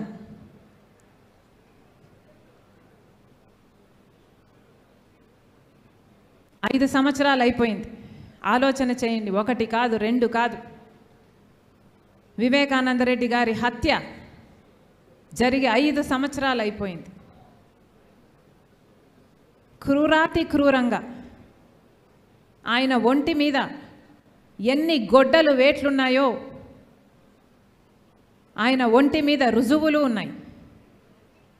ఘోరంగా నరికి చంపడం జరిగింది. సమాజంలో పెద్ద మనిషి, సమాజంలో మంచి మనిషి డాక్టర్ వైఎస్ రాజశేఖర్ రెడ్డి గారి ఎంతగానో ప్రేమించిన తమ్ముడు, అలాంటి ఆయన విషయంలోనే 5 సంవత్సరాలు గడిచినా కూడా న్యాయం జరగలేదు. ఈ రోజుటి వరకు కూడా హత్య చేసిన వాళ్లకు శిక్ష పడలేదు. ఇక అంతటి మనిషికి కూడా న్యాయం జరగకపోతే, హంతకులకు శిక్ష పడకపోతే ఇక సమాజంలో సామాన్యుల పరిస్థితి ఏమిటి? సామాన్యుల విషయంలో న్యాయం జరుగుతుంది అని సమాజం నమ్మే పరిస్థితి ఉండాలి అంటే ఈ పాటికి ఎప్పుడో హంతకులను గుర్తించుండాలి, వాళ్ళకు శిక్ష కూడా వేసుండాలి. కానీ 5 సంవత్సరాలు గడిచినా కూడా ఈ రోజు వరకు కూడా హంతకులకు శిక్ష పడనే లేదు. హత్య జరిగిన రోజున మాకు చెప్పిన విషయం, చిన్నాన హార్ట్ అటాక్తో చనిపోయాడు అని. సాక్షి కూడా వివేకానందరెడ్డి గారు హార్ట్ అటాక్తో మరణించారు అని చెప్పుకుంటూనే వచ్చింది. తీరా మేము ఇంట్లోంచి బయలుదేరేంత వరకు కూడా ఇది హార్ట్ అటాక్తో చనిపోలేదు, హత్య జరిగింది అన్న విషయం మాకు తెలియదు. వచ్చి చూసిన తర్వాత కానీ ఇంత ఘోరంగా చిన్నాన్నను హత్య చేశారు అన్న విషయం మాకు తెలియదు. ఆ రోజు హత్య జరిగిన రోజు హత్య పలాని వాళ్ళు చేశారని కానీ పలాని వాళ్ళు చేయించారు అన్న కానీ ఈ విషయాలు ఏవీ తెలిసే పరిస్థితి లేదు. కానీ ఈ రోజున హత్య చేసింది ఎవరో కాదు, బంధువులే అని అన్ని సాక్ష్యాలు వేలెత్తి చూపుతున్నాయి. గూగుల్ మ్యాప్స్ అయితేనేమి, కాల్ రికార్డ్స్ అయితేనేమి, వాంగ్మూలాలు అయితేనేమి, ఇవన్నీ హత్య చేసిన వాళ్ళు వీళ్ళు అని వేలెత్తి చూపుతున్నా ఈ రోజుటి వరకు కూడా హత్య చేసిన వాళ్లకు, హత్య చేయించిన వాళ్లకు శిక్ష పడలేదు, కేసుకు కొలికి రాలేదు, కేసు అసలు ముందడుగు వేయలేదు. ఎందుకంటే అన్నా అని పిలిపించుకున్నవాడే ఈరోజు హంతకులకు రక్షణ కల్పిస్తున్నాడు. కాబట్టి ఈ రోజు వరకు కూడా చిన్నాన్న విషయంలో న్యాయం జరగలేదు.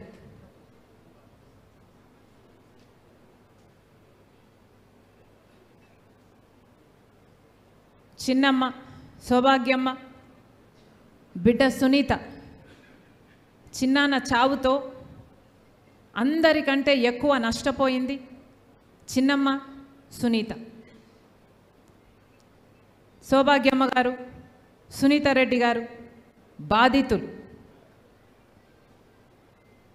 బాధితులు అన్న సానుభూతి లేకపోగా, బాధితులకు భరోసా ఇవ్వాలి అన్న ఆలోచన లేకపోగా, అదే సునీత కుటుంబం హత్య చేసింది అని ఆరోపిస్తున్నారే, ఇది మీ మనస్సాక్షి అయినా ఎలా ఒప్పుకుంటుంది అని అడుగుతున్నాం. ఒకసారి అద్దం ముందు నించొని హత్య చేసింది సునీత కుటుంబమా అని ఒక్కసారి మిమ్మల్ని మీరు ప్రశ్నించుకోండి. అద్దం ఏం సమాధానం చెప్తుందో, మీ మనస్సాక్షి ఏం సమాధానం చెప్తుందో ఒకసారి మనస్సు పెట్టి వినండి. ఆఖరికి ఇంతగా దిగజారిపోతారు అని ఎవరు ఊహించలేదు. పైనేమో రాజశేఖర రెడ్డి గారి ఫోటో సాక్షిలో, పైనేమో రాజశేఖర రెడ్డి గారి ఫోటో, కిందేమో ఆయన అంతగా ప్రేమించిన, అంత నమ్మకంగా ఆయన కోసం పనిచేసిన తమ్ముడిని క్యారెక్టర్ అసాసినేషన్. ఇది న్యాయమేనా? మీకోసం పనిచేసినప్పుడు కనిపించలేదా వివేకానంద రెడ్డి గారి క్యారెక్టర్? పోయేంత రాత్రి వరకు కూడా వైసీపీ కోసమే క్యాంపెయిన్ చేశాడు కదా. వైసీపీ నిలబెట్టిన అభ్యర్థులను ఆయన అంగీకరించకపోయినా జగన్మోహన్ రెడ్డి గారి నాయకత్వాన్ని గౌరవించి అదే వైసీపీ కోసమే క్యాంపెయిన్ చేసిన వ్యక్తి. ఆ రోజు మీకు కనిపించలేదు వివేకానంద రెడ్డి క్యారెక్టర్. కానీ ఈరోజు పైనేమో రాజశేఖర రెడ్డి గారి బొమ్మ, కిందేమో వివేకానంద రెడ్డి క్యారెక్టర్ అసాసినేషన్. భావ్యమేనా? మనుషులేనా? అంతటితో ఆగారా? సోషల్ మీడియాలో ఎన్ని రకాలుగా బెదిరించారు, బూతులు తిట్టారు. తోడబుట్టిన చెల్లెళ్ళు అని చూడకుండా అవమానించారు. అన్నిటినీ తట్టుకుంది సునీత. ఈరోజు నిలబడి ఉంది సునీత.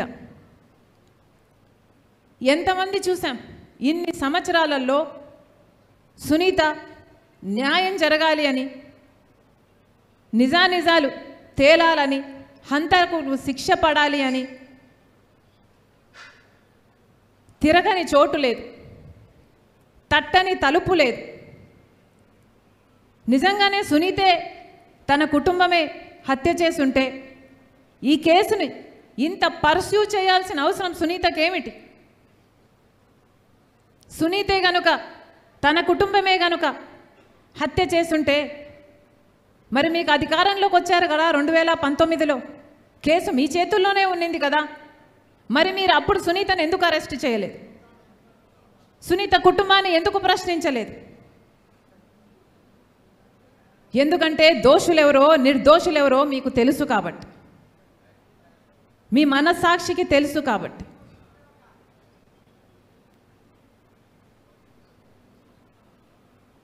సునీత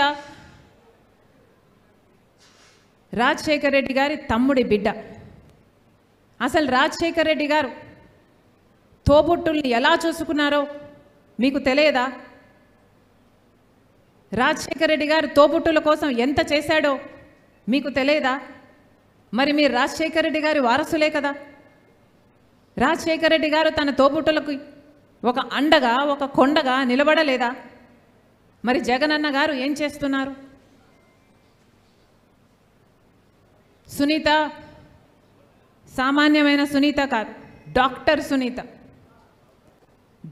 సునీత. సునీత ఒక డాక్టర్గా తనకంటూ ఒక స్థానం సంపాదించుకుంది. ఒక డాక్టర్గా తన వాసి అయితే ఏమి, తన పరిజ్ఞానం వల్ల అయితేనేమి, జాతీయ అంతర్జాతీయ స్థాయిలో తనకంటూ ఒక పేరు సంపాదించుకుంది. కానీ గత 5 సంవత్సరాలుగా సునీతను చూసిన ప్రతిసారి నాకు అవేవీ గుర్తురావు.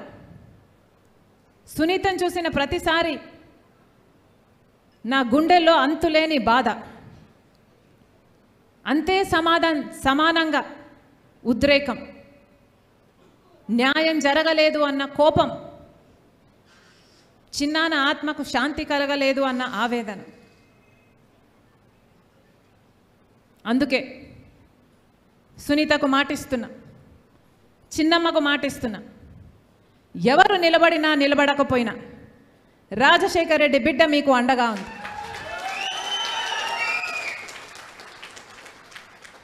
సునీత చేస్తున్న ఈ పోరాటంలో సునీతకు నేను బలమైతా. సునీత హత్య చేసిన వారికి శిక్ష పడాలి అని చేస్తున్న ఈ న్యాయ పోరాటంలో, ధర్మ పోరాటంలో సునీతకు నేను ఒక ఆయుధమైతా. ఈ మట్టి మీద పుట్టా, ఇదే మట్టి మీద పుట్టా, ఈ గడ్డ సాక్షిగా మాటిస్తున్నా. ఎవరు నిలబడినా ఎవరు నిలబడకపోయినా సునీత పక్షాన రాజశేఖర్ రెడ్డి బిడ్డ నిలబడి ఉంది. ఇది రాజకీయాల కోసం చేస్తున్నది కాదు, అధికారం కోసం చేస్తున్నది కాదు, వారసత్వం కోసం చేస్తున్నది కాదు, ఆస్తి కోసం చేస్తున్నది అంతకంటే కాదు. ఇది ఈ సమరం చేస్తున్నది న్యాయం కోసం. తండ్రి చావు కోసం కొట్లాడుతున్న, న్యాయం జరగాలి అని కొట్లాడుతున్న ఒక బిడ్డ కోసం, భర్తను క్రూరాతి క్రూరంగా కోల్పోయిన ఒక విధవరాలి కోసం, చిన్నాన ఆత్మశాంతి కోసం చేస్తున్నాను. అందుకే ప్రజలందరికీ పిలుపునిస్తున్నాం.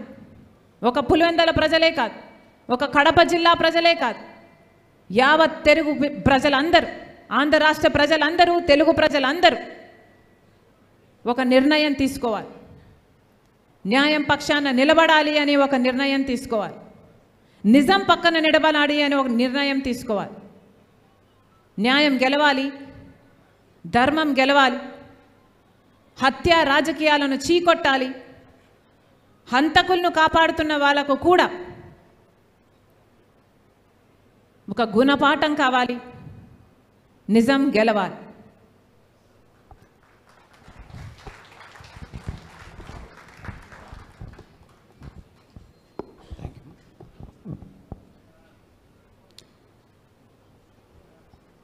మహాశిలరా,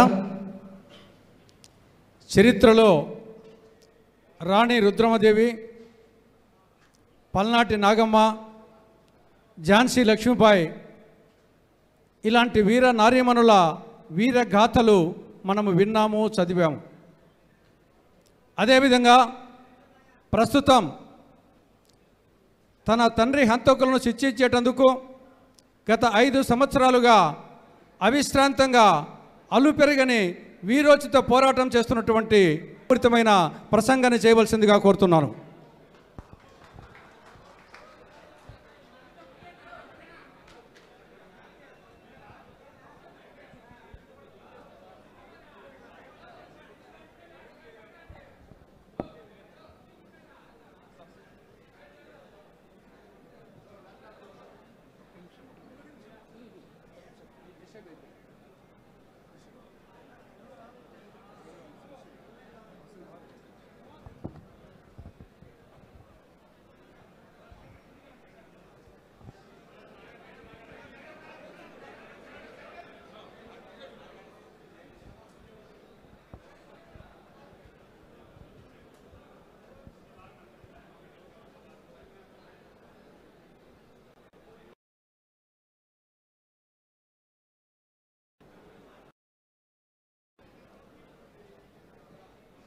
నాన్నపైన ప్రేమతో ఇక్కడికి వచ్చిన ప్రతి ఒక్కరికి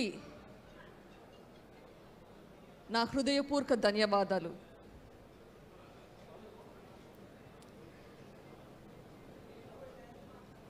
ప్రజల మనిషి మన వివేకం సార్. ఆయన కొందరికి వివేకం అన్నా, కొందరికి వివేకం సార్. ఇంట్లో వాళ్లకు, ఆత్మీయులకు వివేకంలో ఎవరు ఏ పని మీద వచ్చినా ఆయన దగ్గరికి వస్తే కుల మత భేదాలు లేకుండా అందరినీ ఆదుకునేవాడు. ఏ సమయంలో వచ్చినా, ఇంట్లో ఏమి పనులున్నా, ఏమి కార్యక్రమాలున్నా అవన్నీ వదిలేసి వచ్చిన వాళ్ళ కోసం ఏం చేయాలా అని ఆలోచించే మనిషి.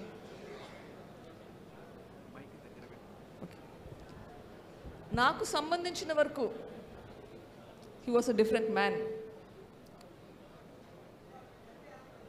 ఆయనకు టెన్నిస్ అంటే చాలా ఇష్టం, ట్రావెల్ అంటే చాలా ఇష్టం. బహుశా ఆయన కావాల్సిన ఎంత ట్రావెల్ చేయాలనుకున్నాడో అంత చేయలేకపోయాడు, ఎందుకంటే ఆయనకి రెస్పాన్సిబిలిటీస్ కూడా చాలా ఎక్కువ ఉన్నాయి.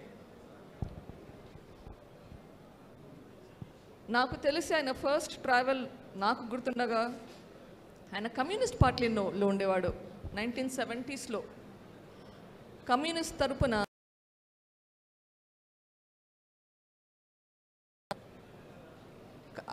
కమ్యూనిస్ట్ పార్టీ నుంచి తర్వాత రెడ్డి కాంగ్రెస్, తర్వాత కాంగ్రెస్. నేను హై స్కూల్లో ఉన్నప్పుడు 9th క్లాస్లో అనుకుంటా, నాకు ఇంత పెద్ద 2 పుస్తకాలు తెచ్చిచ్చాడు కార్ల్ మార్క్స్ గురించి చదవమని చెప్పి. అది నా కబోర్డ్లో పడున్నాయి, నేను పెద్ద చదవలేదనుకోండి, కానీ మళ్ళీ మళ్ళీ గుర్తు చేసేవాడు చదువుతున్నావా అవి అని. సో ఆయన కమ్యూనిస్ట్ సిద్ధాంతాలు కూడా బాగానే ఉన్నాయి.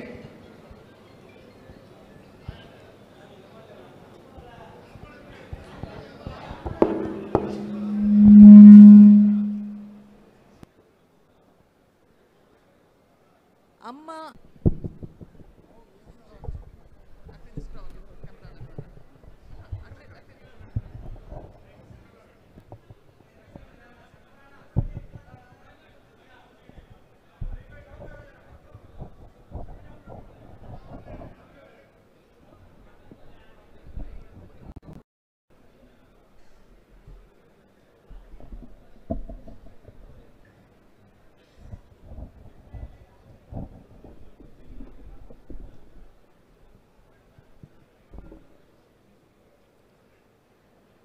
కుటుంబం అంటే ఆయనకి భార్య కూతురే కాకుండా ఆయనకి ఉమ్మడి కుటుంబం అనేది చాలా ముఖ్యం.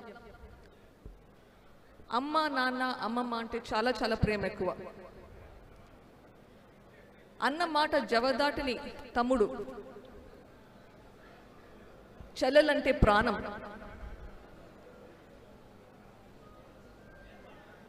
ఎవరి చెల్లెల మీద ఏ ఈగ కూడా రాలకుండా చూసుకునే దానికి ప్రయత్నించేవాడు.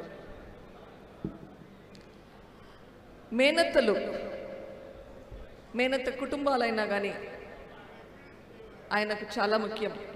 వాళ్ళకి ఏ అవసరాలు వచ్చినా కానీ ఆయన పక్క నుండి చూసుకునేవాడు. వీటి అన్నింటికీ మించి ఆయనకి కడప, పులివెందుల ప్రజలు, పర్టికులర్గా పులివెందుల ప్రజలు ఎప్పుడూ చూసినా వీటి గురించి ఆలోచించేవాడు. అగ్రికల్చర్ మీద ఆయనకు చాలా అవగాహన ఉండేది. బహుశా 1989-90 ఆ ప్రాంతంలో ఒక నెల రోజులు ఆయన మనీలా వెళ్ళినాడు, ఫిలిప్పీన్స్లో. వెళ్ళి వెనక్కి వచ్చి నాకు ఆర్గానిక్ ఫార్మింగ్ గురించి నేను చెప్పేవాళ్ళు.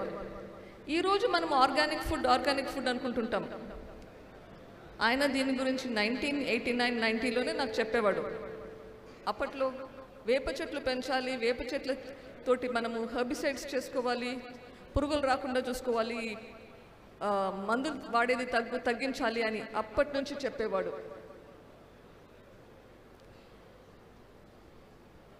పులివెందులకి నీళ్లు ఎట్లా రావాలి, నీళ్లు ఎట్లా ఎంపీగా కూడా ఆయన అగ్రికల్చరల్ స్టాండింగ్ కమిటీలో ఉండేవాడు. నేను కాలేజ్లో ఉన్నప్పుడు, ఇది బహుశా 1993-94 టైంలో అనుకుంటా, నాతోటి ఎక్కువ under ground drainage system, solid waste management గురించి ఎట్లా చేయాలి, సెగ్రిగేషన్ ఎట్లా చేయాలి, లిక్విడ్ వేస్ట్, సాలిడ్ వేస్ట్. ఇప్పుడు మనం చూస్తున్నాము బ్లూ బిన్స్లో ఒకటి వేయాలి, గ్రీన్ బిన్స్లో ఒకటి వేయాలని. ఈ ఆలోచనలు ఆయనకి ఎప్పుడో ఉండేటివి. అట్లీస్ట్ 93 టైంలో నాకు చెప్పేవాడు దీని గురించి ఎట్లా ఇంప్లిమెంట్ చేయాలి, ఎట్లా పులివెందులకి ఇది తీసుకొని రావాలి అని చెప్పి. ఈ ఆలోచనలో అంతటితోటి మనకి పులివెందుల డెవలప్మెంట్ కూడా చేసేవాడు. పులివెందుల ప్రజలకి, కడప ప్రజలకి ఉద్యోగాల కోసం వస్తూ ఉంటారు అని ఎప్పుడూ తపన పడేవాడు. ఎట్లా వీళ్ళ మనుషుల్ని ప్రజల్ని స్కిల్ డెవలప్మెంట్ ఎట్లా చేయాలి అని ఆలోచించేవాడు. ఇలా ఎన్నెన్నో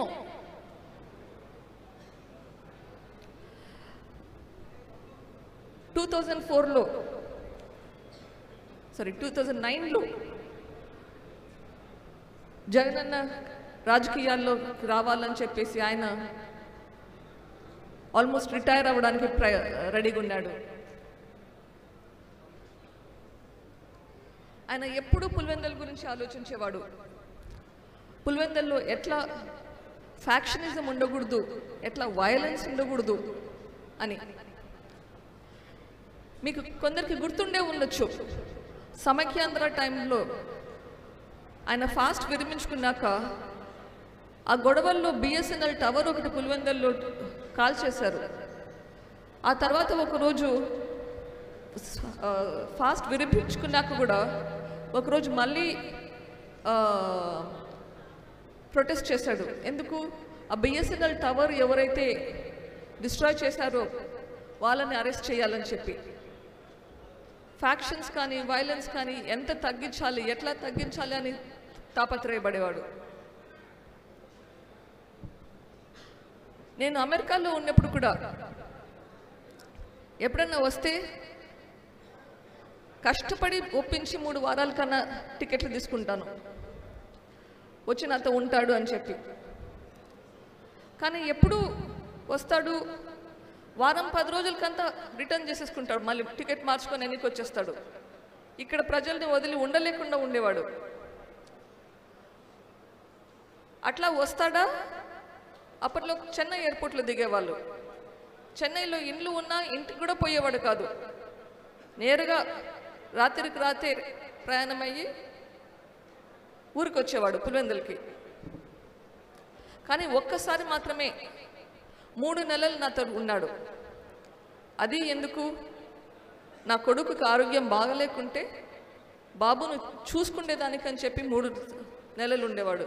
ఎంతసేపు బాబు పక్కనే ఉండి బాబు చనిపోయినప్పుడు చాలా చాలా బాధపడ్డాడు. ఆ టైంలో అమ్మ నాన్న బాధలు పడే బాధ చూడలేక మేము డిసైడ్ చేసుకున్నాం ఇండియాకి వచ్చేయాలి అని చెప్పి.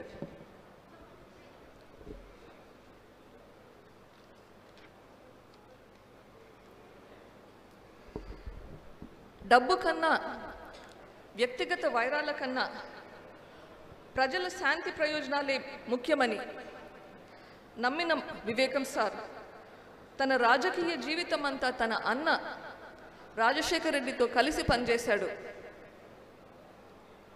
అలాంటి మన వివేకం సార్ మనకు దూరం అయ్యే ఆ కాలరాత్రి మనందరినీ విభ్రాంతిలో, దుఃఖంలో ముంచి ఇప్పుడు ఈ రోజుకి 5 సంవత్సరాలు అయ్యింది. ఇంత మంచి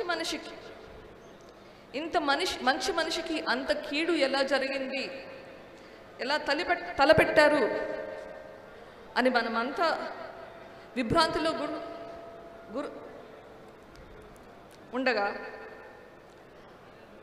మన జగనన్న ముఖ్యమంత్రి అయినాడు. మీకు గుర్తుండే ఉండొచ్చు, మే 30, 2019 ఆ రోజు మన జగనన్న ముఖ్యమంత్రిగా ప్రమాణ స్వీకారం చేసుకున్న రోజు. ఆ ప్రమాణ స్వీకారం మీకు గుర్తుంటే ఉండాలి. వైఎస్ జగన్మోహన్ రెడ్డి అనే నేను శాసనం ద్వారా నిర్మితమైన భారత రాజ్యాంగం పట్ల నిజమైన విశ్వాసం, విధేయత చూపుతానని, భారతదేశ సార్వభౌమాధికారాన్ని, సమగ్రతను కాపాడుతానని, ఆంధ్రప్రదేశ్ రాష్ట్ర ముఖ్యమంత్రిగా నా కర్తవ్యాలను రాగద్వేషాలు కానీ లేకుండా రాజ్యాంగాన్ని, శాసనాలను అనుసరించి ప్రజలందరికీ న్యాయం చేకూరుస్తానని దైవ సాక్షిగా ప్రమాణం చేస్తున్నాను. ఇది విన్నట్లు మీకు అందరికీ ఉండాలి. వైఎస్ జగన్మోహన్ రెడ్డి అనే నేను ఆంధ్రప్రదేశ్ రాష్ట్ర ముఖ్యమంత్రిగా నా పరిశీలనకు వచ్చిన లేదా నాకు తెలియవచ్చిన ఏ విషయాన్ని నా కర్తవ్యాలను సక్రమంగా నిర్వహించేందుకు అవసరమైన మేరకు తప్ప ప్రత్యక్షంగా కానీ పరోక్షంగా కానీ ఏ వ్యక్తికి లేదా వ్యక్తులకు తెలియపరచనని లేదా వెల్లడించనని ఈ ప్రమాణం మనం చూసి మనమందరము మంత్రముగ్ధులమయ్యాము. భవిష్యత్తు పట్ల చాలా భరోసా వచ్చింది. ఈ ప్రమాణం ప్రకారం ఆయన బాధ్యతలు నిర్వహించేటప్పుడు రాగద్వేషాలు ఉండకూడదు, అంతఃకరణ శుద్ధితో చేయాలి. పనులు చేసేటప్పుడు మనం అంతఃకరణ శుద్ధితో చేయాలి అని ప్రమాణం చేసిన అతను ఒక ప్రశ్న అడుగుతున్నాను. అంతఃకరణ శుద్ధి అంటే అర్థం తెలుసా? హృదయం శుద్ధిగా ఉండాలి. హృదయం శుద్ధి పెట్టుకొని పనులు చేసుకోవడం అవసరం. హృదయం శుద్ధిగా ఉంటేనే ఆ తర్వాత మిగిలినవి వస్తాయి. భయం, పక్షపాతం, రాగద్వేషాలు ఇవన్నీ ఉండకూడదు అంటే మనకు హృదయం శుద్ధిగా ఉండాలి. పరిపాలకుడిగా ముఖ్యమంత్రి పదవిలో ఉండగా మీ చిన్నాన్నను అతి దారుణంగా, అతి కిరాతకంగా, క్రూరంగా చంపిన వారిని వీళ్లకు శిక్ష పడేలా చేసే బాధ్యత ముఖ్యమంత్రిగా మీకుంది. ఇప్పటి వరకు ఆ దిశగా ఎందుకు పనిచేయలేదు?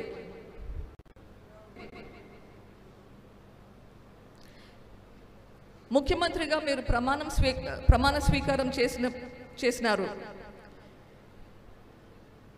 మరి ఎందుకు ఆ ప్రమాణం మీరు నిలబెట్టుకోలేకున్నారు?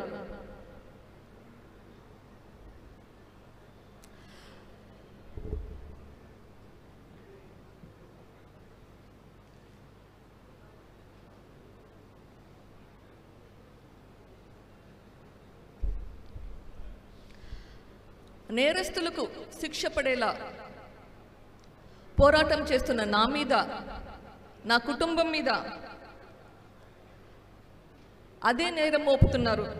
ఇది సమంజసమా? నాకు నా కుటుంబానికి సంబంధం ఉంటే మా మీద చర్యలు తీసుకోవాలి. అది మీ బాధ్యత. నేను కానీ నా కుటుంబం కానీ ఇది చేసింటే మమ్మల్ని అరెస్ట్ ఎందుకు చేయలేదు?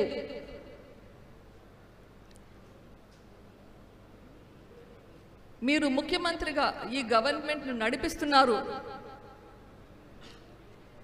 ఇది సునీత కుటుంబం చేసిందని మీరు చెప్పడం ఎబ్బేటుగా లేదు? అధికారంలో ఉండి ఆరోపణలు వేస్తున్నారు. ఇది మీ ప్రభుత్వం మీద, మీ మీద మీరు చేయలేని ఎవరికి కంప్లైంట్ చేస్తున్నారు? మీరు గవర్నమెంట్లో ఉన్నారు. ఇన్వెస్టిగేషన్ ఏజెన్సీకి కంప్లైంట్ చేస్తున్నారా లేదా ప్రజలకు కంప్లైంట్ చేస్తున్నారా? ఆరోపణలు చేస్తున్నారు. గవర్నమెంట్లో ఉండి అది తప్పు అనిపించడం లేదా మీకు? మీ బాధ్యత మీరు ఎందుకు చేయడం లేదు? నేనైనా కానీ నా కుటుంబమైనా కానీ ఇది లా అండ్ ఆర్డర్ ఇష్యూ.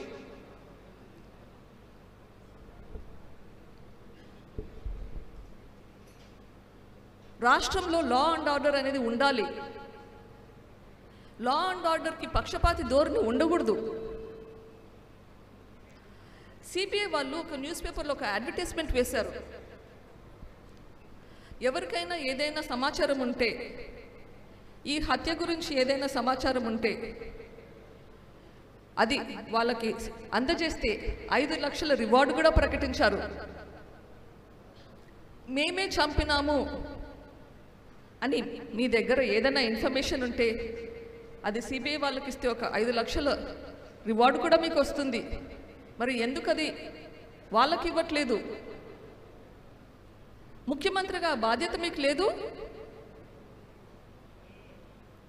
మీ బాధ్యత మీరు చేయకుండా ఎంతసేపు కెమెరాల ముందు వచ్చి మా మీద నిందలు మోపడం ఇట్లా ఎందుకు చేస్తున్నారు? ఈ రాష్ట్రాన్ని మీరు పరిపాలిస్తున్నారు. ఇట్లా నిందలు మోపడం, మీ పని మీరు చేయకుండా ఉండడానికి మీకు సిగ్గుగా లేదు? పదే మేము చేశామంటున్నారు, మా కుటుంబం చేశామంటున్నారు, సునీత కుటుంబం చేశామంటున్నారు. పోనీ జూన్ 2019 నుంచి మార్చ్ 2020 వరకు ఈ ఇన్వెస్టిగేషన్ మీ ప్రభుత్వమే చేసింది. ఆ టైంలోనే మమ్మల్ని అరెస్ట్ చేసిండొచ్చు కదా. మీరు వేసే నిందలన్నీ విడ్డూరంగా అనిపిస్తుంది. మీరు చేయలేకనే కదా ఇన్వెస్టిగేషన్ సిబిఐకి అప్పగించింది.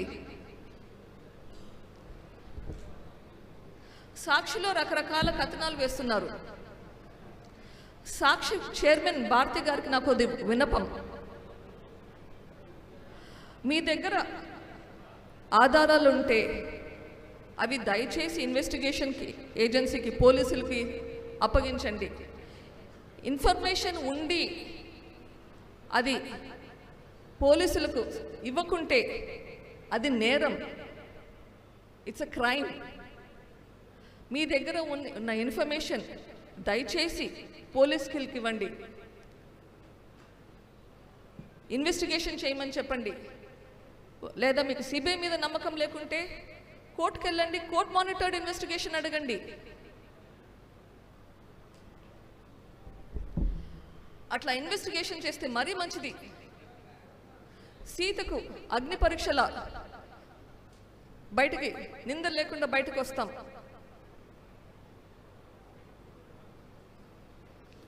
కడిగిన ముత్యంలాగా బయటకు వస్తాం. వైఎస్ వివేకానంద రెడ్డి గారు ఆయన దారుణంగా చంపబడిన రాత్రి వరకు మీరే చెప్తున్నారు, రాత్రి అంతకుముందు రోజు రాత్రి 11 గంటల వరకు ఇంటికి వచ్చినంత వరకు మీరు ముఖ్యమంత్రి కావాలని తాపత్రయపడుతూ ప్రచారం చేస్తున్నారు. ఇది మీరు కూడా ఒప్పుకున్న మాటే, మీరు అనే మాటే, పదే అంటుంటారు.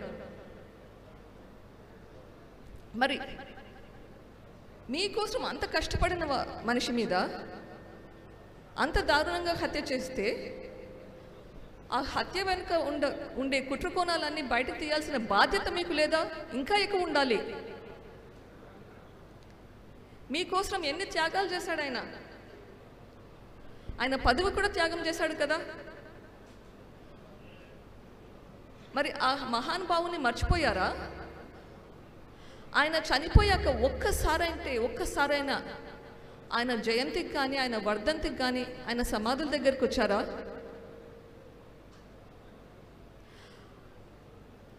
రెండు 2019లో ఎలక్షన్లు అయిపోయినాక ఆయన మీకు చేసిన మేలుల గురించి ఒక్కసారన్నా మాట్లాడారా? గుర్తు చేసుకున్నారా?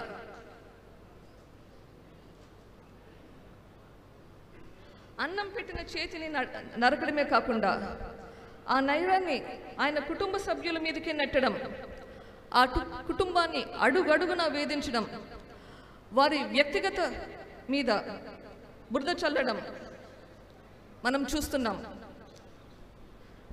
రాజకీయం అంటే ప్రజలకు మంచి చేయడం కోసమే అనేలా బ్రతికిన వివేకానందం చూసాం. ఇప్పుడు ప్రజాశ్రేయస్సు అనే మాటకు అర్థం తెలియని రాక్షస నాయకులను చూస్తున్నాం.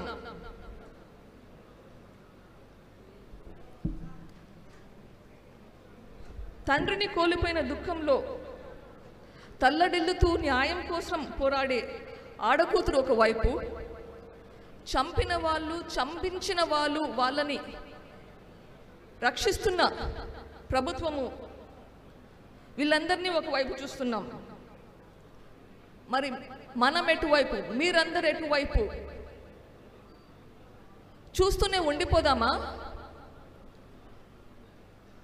కళ్ళు తెరుచుకొని నోరు మూసుకొని విభ్రాంతిలోనే ఉండిపోదామా? మనం స్పందించాల్సిన సమయం వచ్చింది.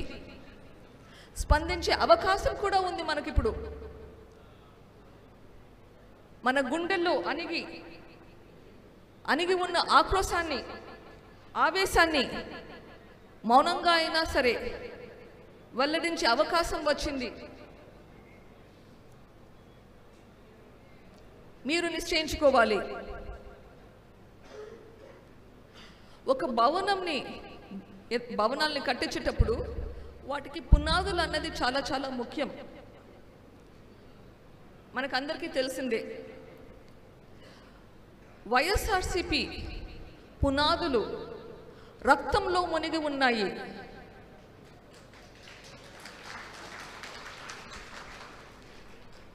వివేకానంద రెడ్డి గారి రక్తం, కోడికత్తి శ్రీను గారి రక్తం,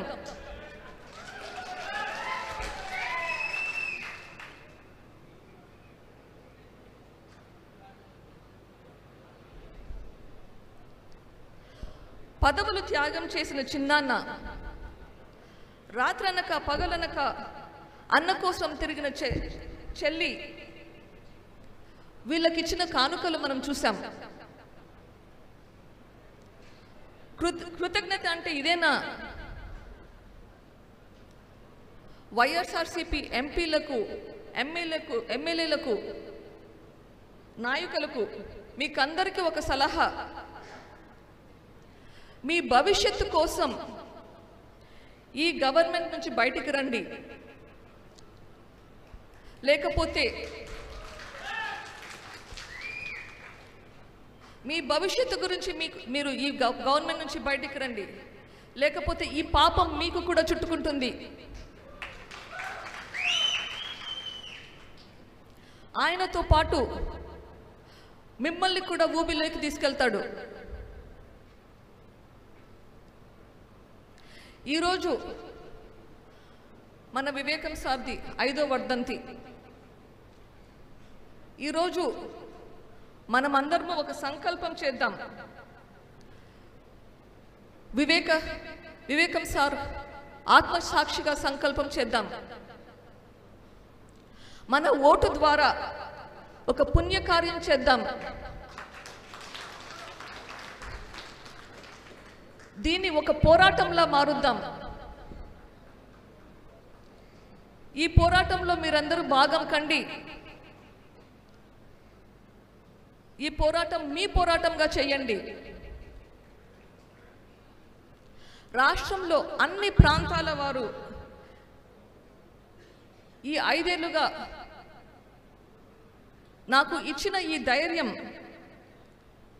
ధైర్యాన్ని ఇప్పుడు లోకానికి చూపించే సమయం వచ్చింది.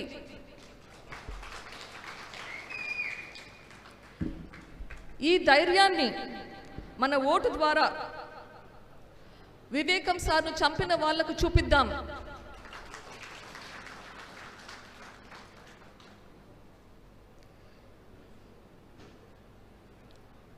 తప్పు మీద మంచి గెలవగలదని చూపిద్దాం. అబద్ధం మీద నిజం గెలవగలదని చూపిద్దాం. అన్యాయం మీద న్యాయం గెలవగలదని నిరూపిద్దాం. Thank you.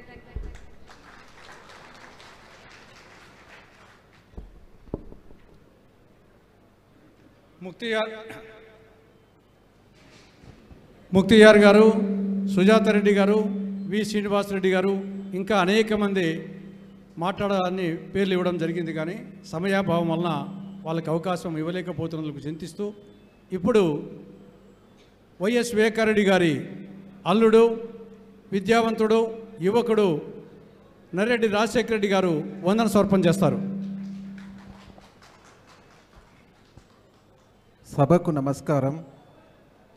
వైఎస్ఆర్ వివేక గారి మీద అభిమానం తోటి మరియు సునీత చేస్తున్న పోరాటానికి మద్దతుగా మీరంతా ఇక్కడికి వచ్చినందుకు పేరు పేరున పార్టీలు ఇక్కడికి రావడం, మీరు సునీత చేస్తున్న పోరాటానికి మీరు మద్దతు ప్రకటిస్తున్నట్లుగా మేము అనుకుంటున్నాము. ఇక్కడికి వచ్చిన ప్రతి రాజకీయ నాయకుడికి పేరు పేరున